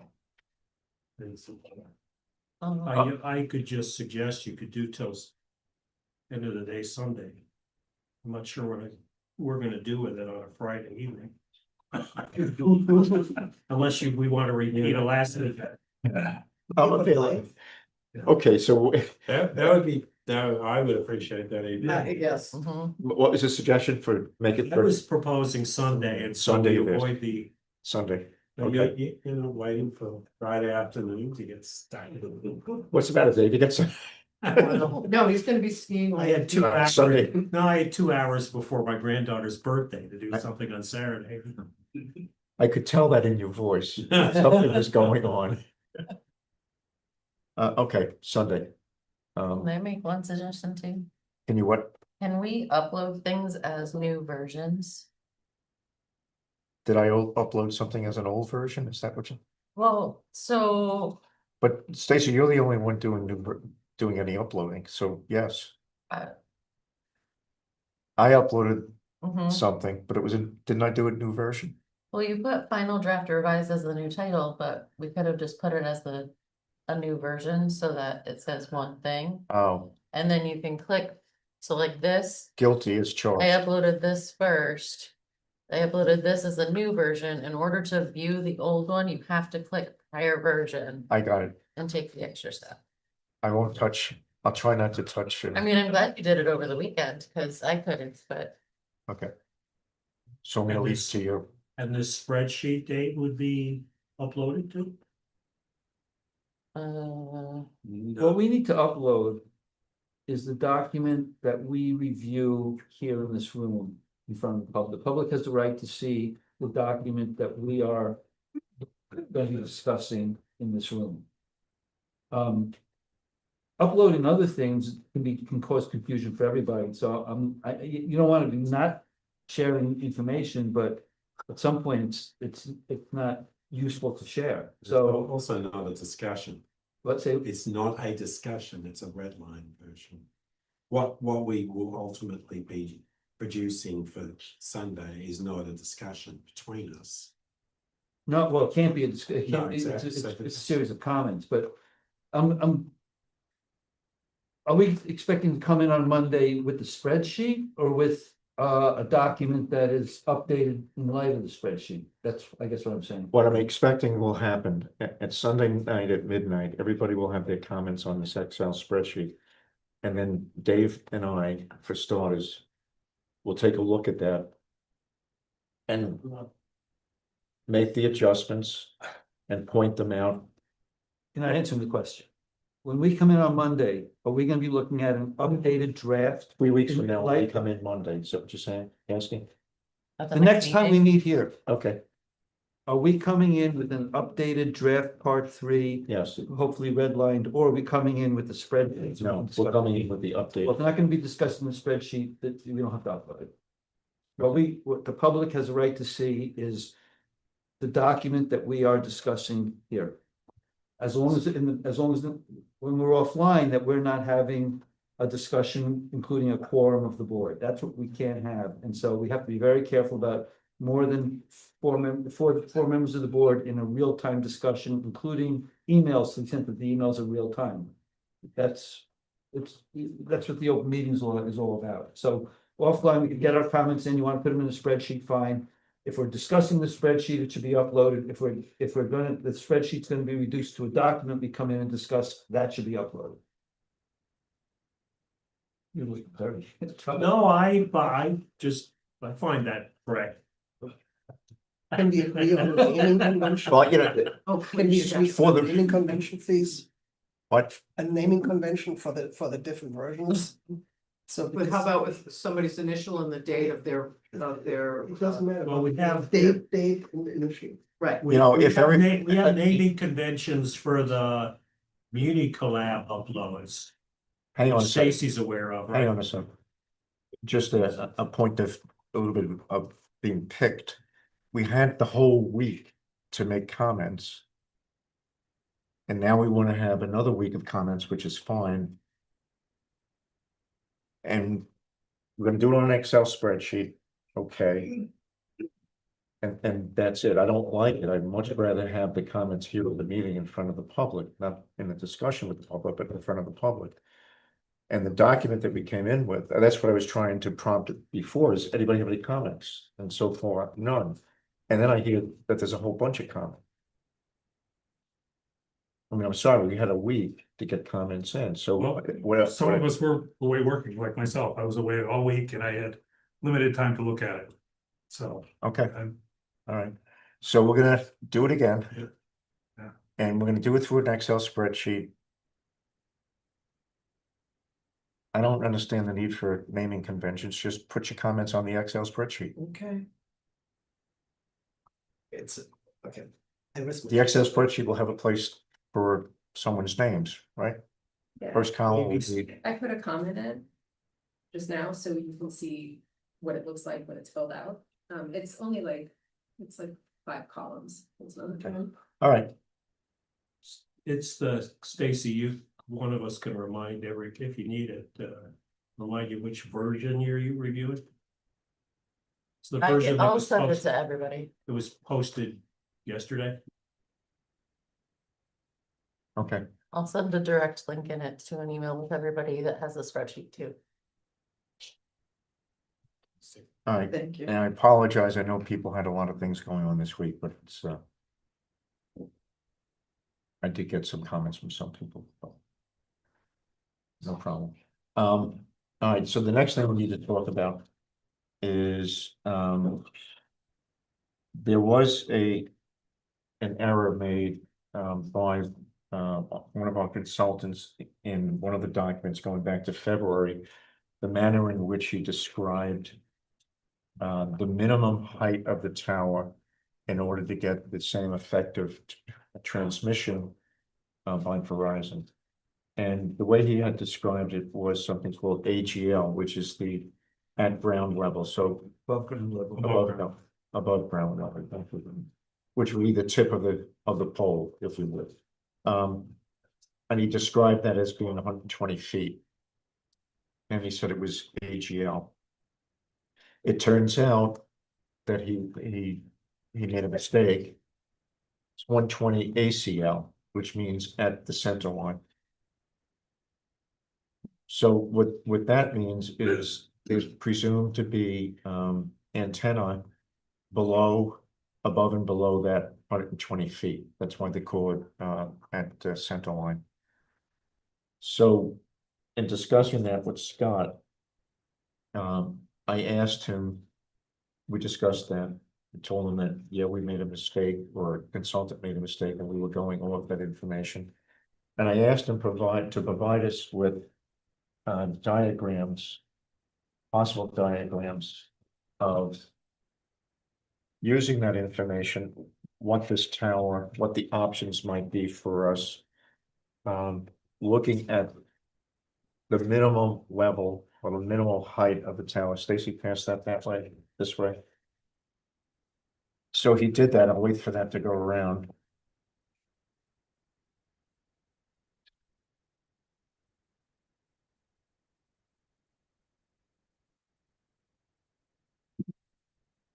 And everybody have it? Yes. So the first page is drawn such that the ACL at 120 is the midpoint of those antenna arrays that you see at the top of the tower, which makes the tip of the pole of the monopine 125 AGL. So that's the first diagram. The second diagram shows an ACL of 120 with a top of the pole or AGL of 135. I'm sorry, 130. Yeah. And the reason that was done in Verizon's view is it gives better coverage of the tip of the pole with more fake greenery, or if you would, but more of the pine greenery at the top. If you look at the first page, the antenna mixed in at the top with the green foliage, whereas the second page, it's below the tip where there's considerable amount of greenage at the top. The problem in my mind, at least for the second one, is that the top of the pole would now be at 130. And then let's not forget the lightning rod, which in any case is another 4 or 5 feet. Is it 4 or 5? Well, it's 4 feet, but under the 135-foot tree tower, it would be totally concealed because it would extend from the top of the steel, which is 130 feet. So you wouldn't see the lightning rod. the tip of the lightning rod would be at 135. 134. Okay. But 135. yes, whereas the other one, the lightning rod, again, it's not very visible comparative, but that would stick 4 feet above the top of the tree tower at 125. Right. So the notion of 120 being the top of the tower is not viable. Is it incorrect assumption on the part of our engineer? Misprint, whatever. ACL is 120. But it has to be higher. The top of the tower has to be higher. So I'd like to kick around with the board, which one you prefer? Well, before we do it, I just want to ask Scott, why in the one with the tree cone, does the tower itself have to be raised as well as the cone, and why is one of them 124-foot tower plus the 125-foot tower plus the lightning rod, and the other one's 130-foot tower plus the lightning rod? Why does the cone require another 5 feet on the actual tower? I don't know the answer to that. Our engineer put it together. I'll ask him that question. I'm assuming it has something to do with the attachment of the cone, but I'll ask. That supports the cone, that extra couple of feet? I will ask him. That's significant. Yeah, I mean, you're not gonna see it. No, but it raises the height. No, it wouldn't, because, and let me just explain, and again, it's your preference, whatever you wanna do. But what we always come in, if the tree tower is going to be required, or if we were to propose one. We always propose the top of the branch to be about 14 feet higher than the antenna ACL, just so you can have symmetry. Now, that doesn't mean that you might not be okay with the 125-foot tree tower. It just means that the antennas are gonna be closer to the top, so they could be. It could look a little different, like almost a truncated a little bit, like it shows you here, but that's what we propose. It's your preference. I'm not sure I understand the concept about symmetry. Well, it's because the top of the tree trying to cover the actual antenna orientation. So what he's saying is that, or it would go higher, because then if the antenna's here, it gradually comes to a peak, as opposed to the antenna here and then going like that. But it almost gets. It's not, maybe it's just me, but assuming it's gonna come to this level, let's call that 120. 120. Yeah. Why then do I need more pole why do I need more pole if I'm gonna put a tree cone on top of it? Well, I mean, I guess what we're hearing is that it might support the. That would be an answer, but Scott was not. The difference here is that, it's actually 10 feet more of greenery. Yeah. And my opinion is that the fake greenery looks like fake. So Look at what? it looks like fake greenery, so 10 more feet of it is. That's right, if we're doing, I mean, especially if you have to raise the pole, there's a significant cost to this. Yeah. In terms of height. Yes, yeah, so, and I don't think any of us realized, this difference for that big flag. But I'll have an answer for you on why the 130 pole was put there. I'll have that tomorrow for you. But I don't think it changes the overall height of the tree tower. Well, It's just gonna mean the tower will be 125 feet, and assuming they can attach the cone to that, it would still be 100. if that's structural for the cone, that all makes a lot of sense. If it's not, it raises all kinds of I questions. think it is, but again, I don't wanna confirm because I don't know 100%. Yeah. Do you have any? Yeah, just make sure, we know that Yeah.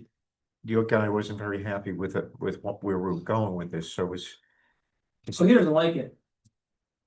But listen, So is he understands where the board's coming from. I'll Right. leave it at that. Are there any real world photos that we could look at? Because I can see it on the drawing and I think I understand what it looks like, but it'd be helpful. Are you looking at photos of other facilities or simulations of this one? Either, just so I can get a better sense of like what this actually looks like in real life. If you Google we have. modifying cell tower image. There was more the height difference where it's the antenna is. Yeah. And personally, I don't want to make it taller just to cover it up. I have it here. I only have one copy, but. This is the close view from Granite Road, and then the next one should be the 135 foot. But this, where is the antenna on this? Is It'll be it towards top. It's gonna be, reflecting this, yeah, so so it reflects that? Yes, the 10 foot. Okay, do you want to see what it looks like? Yeah. That's the first page. so. First page is what, Jen? The first page, what you see there is this. Same as the first page here. Then the second page, the page after that. Would be the 135 tree tower. Scott, is that one that you guys have done before? It's, yes, It's yeah, I mean, well, it's a simulation, Attached, yes, it's kind that's of- what we typically do. Are there any real world images of ones that you've done? Oh, yeah, I mean, I sure can find them, I can ask about 125-foot tree tower. Usually that is getting pretty high for a tree tower, so we usually don't do them over that height, but this, you're in a valley, so it may be a little different. Not that we like tree towers, I think it's more visible personally, but that's your fault. But can we do a lower one? No, because then the it's not gonna work. Yeah. I mean, artificial. 12-foot one? Yeah. That's perfect. I like it. Yeah.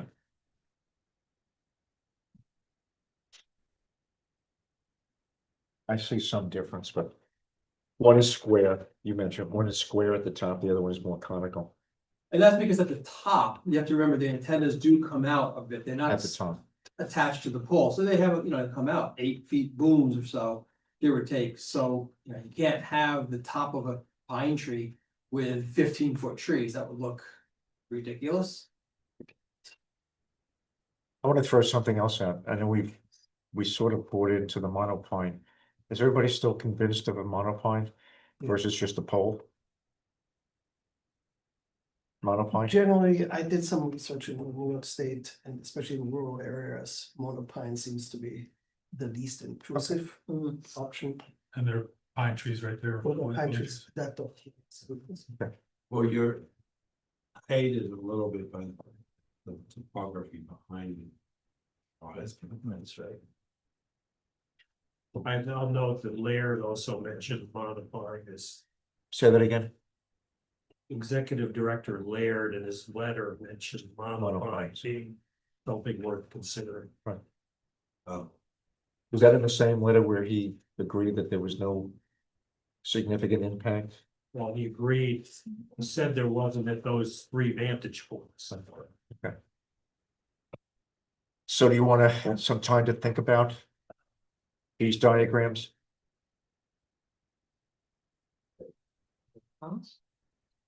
I like the lower one, the shorter the better. The shorter the better. I agree with you. So the monopine with a flat top? Yeah. I would agree with it. All right, so why don't we include that? If you have other thoughts about it, include it in the Excel spreadsheet. If Scott has something, so it'd be helpful. Thanks. Sorry if I didn't hear. Scott, Scott has some real world Number examples. square, you're set on a 10-foot high antenna? No, so the antennas are different sizes based on what frequencies I'm using. You don't use, the tallest antenna would be 8 feet tall. 8 feet Yeah. is the tallest. Yes, So the maximum of the maximum above ACL is 4 feet, not Correct. 5 feet, correct. and it might be less. It will, yes, there will be smaller. Not as tall antennas. Then we have we have them in here. I can certainly get you those. But some of them are 4 feet. And some of them are even 2 feet or so, it depends on the frequency. One thing that we need then is we need this thing expressed in terms of ACL and not AGL. Mhm. So not 125 feet. Well, You mean Well, resolution? your code relates to ground level. So you're gonna, ACL, as I understand it, Scott, correct me if I'm wrong, is a metric used to design the features on the tower. It's not used to measure height. it's used by the. follow correct. We needed, if we use the height here, the total height, we're losing at least a foot. Well, you have to, my point is, you have to, whatever it is, you should convert it. My recommendation is the metric needs to be converted to above ground level. Why So- can't we, wait a minute, why can't we use, you made a statement, why can't we use both? The different numbers, just give both numbers. Fine. The critical number here, in my view, given what Scott just said, is the fact that what we're looking at, the board was to go in the direction of the proposed CND, is that the center point of the antenna is 120 feet above ground level, because What he's saying is that he's not using 5 feet antennas, he's using at most 4 feet antennas, and maybe less, and so if you start talking about 125-foot AGL, which is I think what you wrote, you're making it higher than the board intended, and higher than actually, our RF engineer, specified. Our RF engineer specified 120 Right. AGL. That was. Well, but he had It that, should have been 120 ACL, right, that's my point. which is 125 No. AGL. Well, from mechanics though, I agree with you, Mr. Chairman. If we're putting in 120-foot ACL, we're using that as the basis for our needs. The tower is gonna be 125 feet. Oh, you mean the physical tower? The top of steel, not including lightning rod, will be 125 feet. Why? Again, you want to support, first of all, that's typical.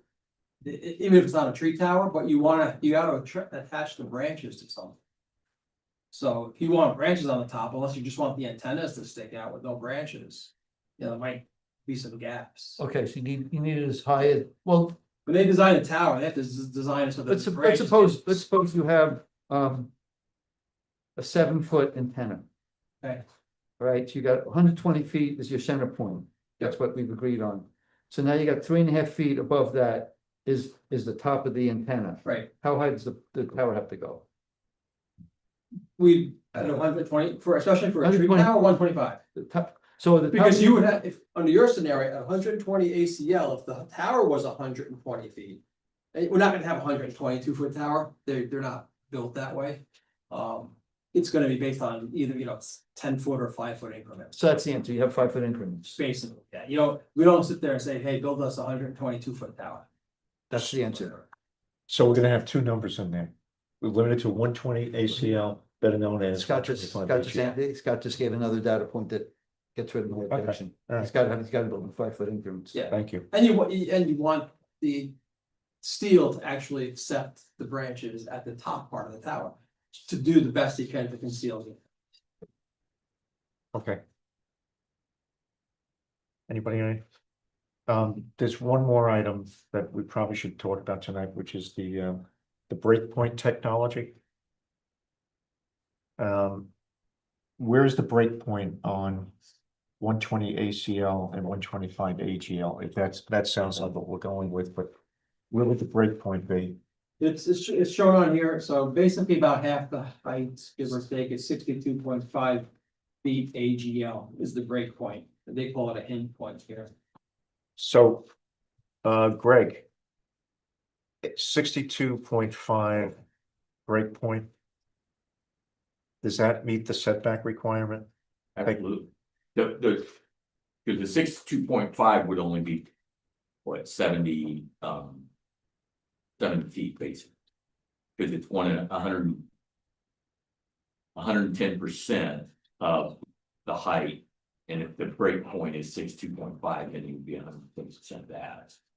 So it's less than 107. So we don't have to move, we don't have to change and move around the footprint. Correct. Okay, Yeah.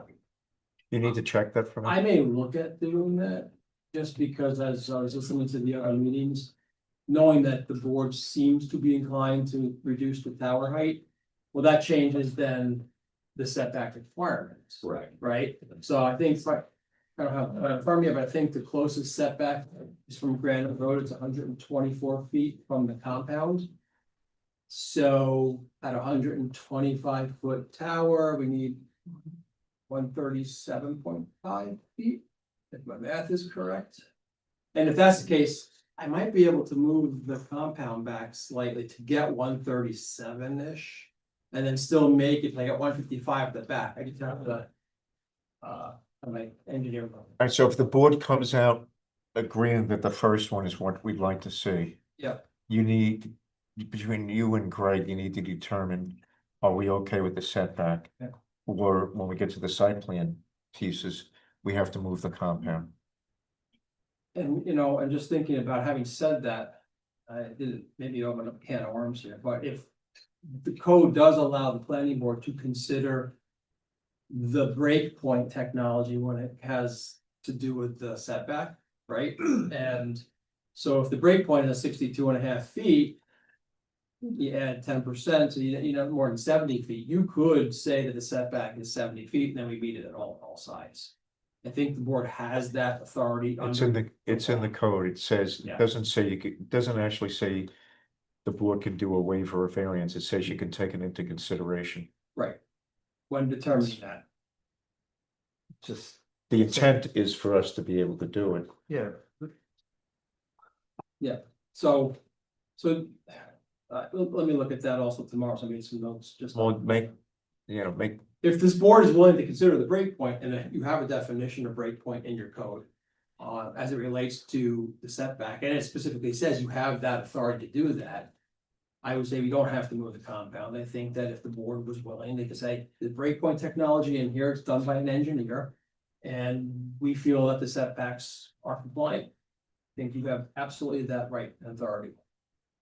Well, I'll wait for my turn. So I would expect that. So also, and that's what I thought I sent it, but, that's what I had put together on. I changed. If you look at that 50 feet plus the setback area. You could have 141 feet to both property lines. So that would give you a tower of 130 something, so that's we're under. beyond. At the 125, that's 137.5 feet, is 110%. So the 137.5 setback can be met at the what we've been talking about with the 50-foot compound. It can fit within that setback requirement, but it would have to be moved a little bit further to the south. Okay. Away from Granite Road. Yeah, closer to the back end of the property, yeah. Yeah. Yeah, because we have 155 feet there, so yeah, I did the math and I thought, oh, I might just be able to get one. At 125, you can. That's why I was having a hard time answering the question earlier, because I didn't know what final decision was on the height. Right, until you do that, you can't make that decision. Right. But I wanna have my engineer mess around with that tomorrow to see. Because if you can avoid that decision, you don't need the variance, or you don't need your consideration on that issue. Right. So. Okay. Anything else? Yeah, it looks. I think it's bearable. Okay, I think we're done for tonight. Should I summarize where we're at? Sure. We're gonna do an Excel spreadsheet. Rick, if you, one other thing that I want the board to convey to the applicant is that the planning board, is my understanding, also wants that same setback from the apartment. Because the apartment is on the property, so if you look at the setback from the apartment, they have a tower right next to the apartment, because it's not. But it's my understanding, the planning board wants that same 110%, so 100 from the apartment. Yeah, Absolutely. we're like 174 feet from that, and we don't plan on The changing. tower The is, I'm sorry, the tower. but the compound is not, No, but it doesn't it's still- move that far, but I think that the planning. The planning board only concerned about the tower, they're concerned about the compound. Compound Meeting also. the same setback as the property lines from the apartment. The apartment building would be treated as a property line. As a property line. So the Greg, set, and Dave, is that consideration in the code in terms of the setback from the apartment, and if it's a property line? What I would suggest is that becomes a secret consideration then for safety. You're talking about a setback for safety. If it's not strictly in the code and the board wants it, the reason the board wants it is because it's safety, and that's a secret consideration. So we ought to throw that into the part 3. right, Yeah. Does that make sense? It's it- allowed. because it's, yeah, it's not. It's not. It's not in the code. code. It's not in the code that they have to, but I was just trying to, that's why I wanted it to Well, the be reason why conveyed it's clearly to legitimate, the the reason why the board wants it then is because we want the same safety consideration from the apartment as we do from Granite Road, Absolutely. right? Yes. That makes it seeker, because it's not a code enforcement thing. That means we want it in part 3, Yes. right? Okay. All right, so, Thanks. by Sunday, we'll have the Excel spreadsheet out, hopefully tomorrow. You'll also send out the latest and greatest version of this document, part 3. And hopefully everybody can get comments in by Sunday. Next week, you and I will work on compiling those. Give them to you, Dave, to see whether or not you have to change any of the resolutions, any of the items in the resolution. The resolution is basically adopting the part 3 as its statement of findings, so you can work on the part 3. You may want to do things in the resolution also, but it's much. Well, your resolution, you had to list all the conditions, so there might be a change in the conditions, so that's what I Absolutely. mean by that. I would hope So we're gonna get it to you for you to give it a redo. Now- Anyway, I'm not finished. And then when we come back, on the 30th, we should have, and we'll get a new document out before the 30th, so everybody can see it and also put it on Unicolab. I'd like to get it out there at least a week ahead of time. So we got a week, you and I got a week to go through all the comments. Should be able to do it in one day. And then we'll get everything out to the board and to the public. Go ahead. No, I think that, the revised document, is that gonna be in red line? Yeah. My preference would be red Yeah, line, that so way you can everybody- see where the We changes can all see are. what it is when we come in here next week and debate it, the public will be able to see it as well. Yeah. Yeah, can I know one thing, that there was some confusion, I think, towards the end, the last day or two, on the berm versus fencing versus where the berm and fencing, is it the whole enclosure? If you're gonna go that route with the condition negative declaration, we need to sort out that, if you're still so inclined to go that way. So What you want and what would be needed versus redundant versus. So let me tell you what I thought the board said last Monday. I know you were. And I wasn't here, so. So I thought what we said is forget about the berm. Can you? We don't want a berm. And I thought what we also said, and maybe it wasn't, maybe I misunderstood. Probably did, the fencing, the brown or the whatever color fencing, solid fencing was not gonna go around the 50 by 50. It was gonna go around the generator. And the chain link, question mark, was gonna go around the 50 by 50. Or was it the other way around, that the solid fence was around the whole 50 by 50 I thought it was enclosed around the whole thing. on the whole thing? I raised it because you make sure to give us your comments on this issue by Sunday. All right, so And I think the planning board may want to consider 2 different things, is one. The enclosure providing sound attenuation would be more beneficial to be close around the generator. Yes. But because there was discussion about a vinyl fence, and then there was discussion about a sound attenuating vinyl fence. Okay.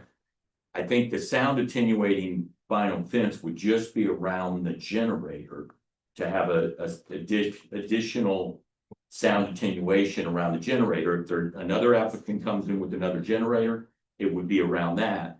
Because as you're moving away from the generator towards the fence, sound's gonna go over the fence. It doesn't mitigate sound when you start moving away from the, Right. what's generating it, so. But then the fence, the planning board may still want a solid fence simply for the 50 by visual, 50. for the visual. So the solid fence would provide visual screening. The sound attenuating fence around the generator will provide this. Does that sound? The sound attenuating fence around the generator. And you start putting fences around there, you have underground utilities. And quite frankly, again, I'll make the argument, you can decide what you're gonna decide. I don't think there's any nexus to requiring sound attenuation. We've proven we are fully compliant with your code. But having said that, I'd have to talk to our CM to see about, if that was something you absolutely required, whether it's even feasible to put within the compound. What does the board want? You like the attenuating fence around the generator? If Greg says that's works, then I think that's I'm saying that is more applicable than a sound attenuating. Yeah, it's more effective. It's more effective to have it around the generator than the 50 feet around the entire compound. It's also much less costly for the applicant, isn't it? Yes. Well, but to spend the money on something that's not gonna work, Okay. I mean, to have it all the way around the compound is gonna cost more money, but it's gonna be less effective than having it. So It wouldn't be very effective at mitigating noise No. around the edge of the compound. It wouldn't really give you No. anything for Okay. noise mitigation. So I think you heard what the board wants. Yeah, then I'll go back, I can't guarantee. Scott, you can do just to be that. clear, that in addition to what the code requires in terms of, decibels at the property line, it's also a seeker issue for the board. We have a road. This is gonna be seen as an industrial intrusion into this area. We're trying to mitigate that. It's Sound 50 decibels. is a factor in it, and so, and that is in our part 3, and. Let's see, maybe there's an option to do additional sound attenuation through the generator manufacturer. Again, my client, it is what it is, but again, the decibels are less than conversation, and I've said it before. 6 months out of the year, they hear 110 decibels for at least an hour a day, once an hour a week, when they have one equipment running. Just is what it is, I have to make that argument. So something else we could consider, I'd have to go back and look because I haven't checked.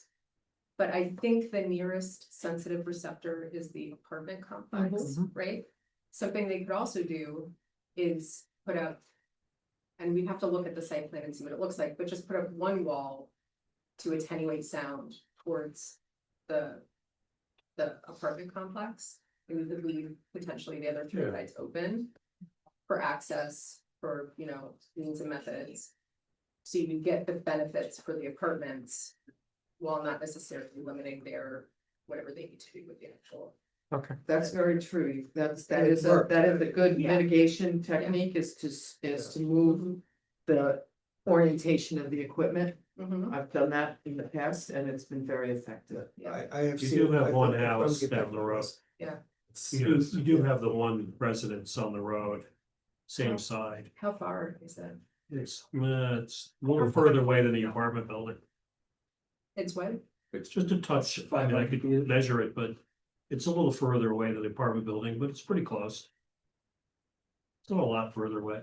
But if the exhaust is facing towards the back, then there's no receptors, and if you orient it. Just a little shift, should be able to be accommodated.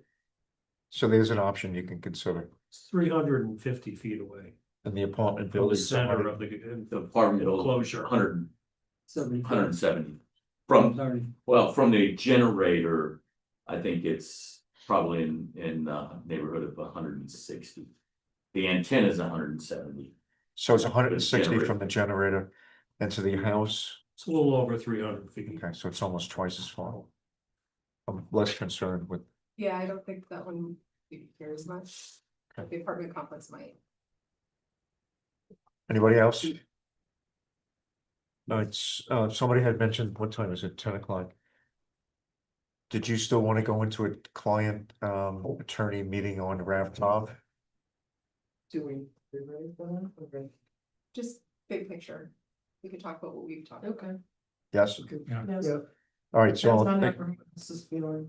entertain a motion to, 15 minutes. I'll entertain a motion to close the meeting. I have just one question. We wanted to do 2 site visits. I think this week, I forgot which one. I just emailed Bill and talked to him earlier today.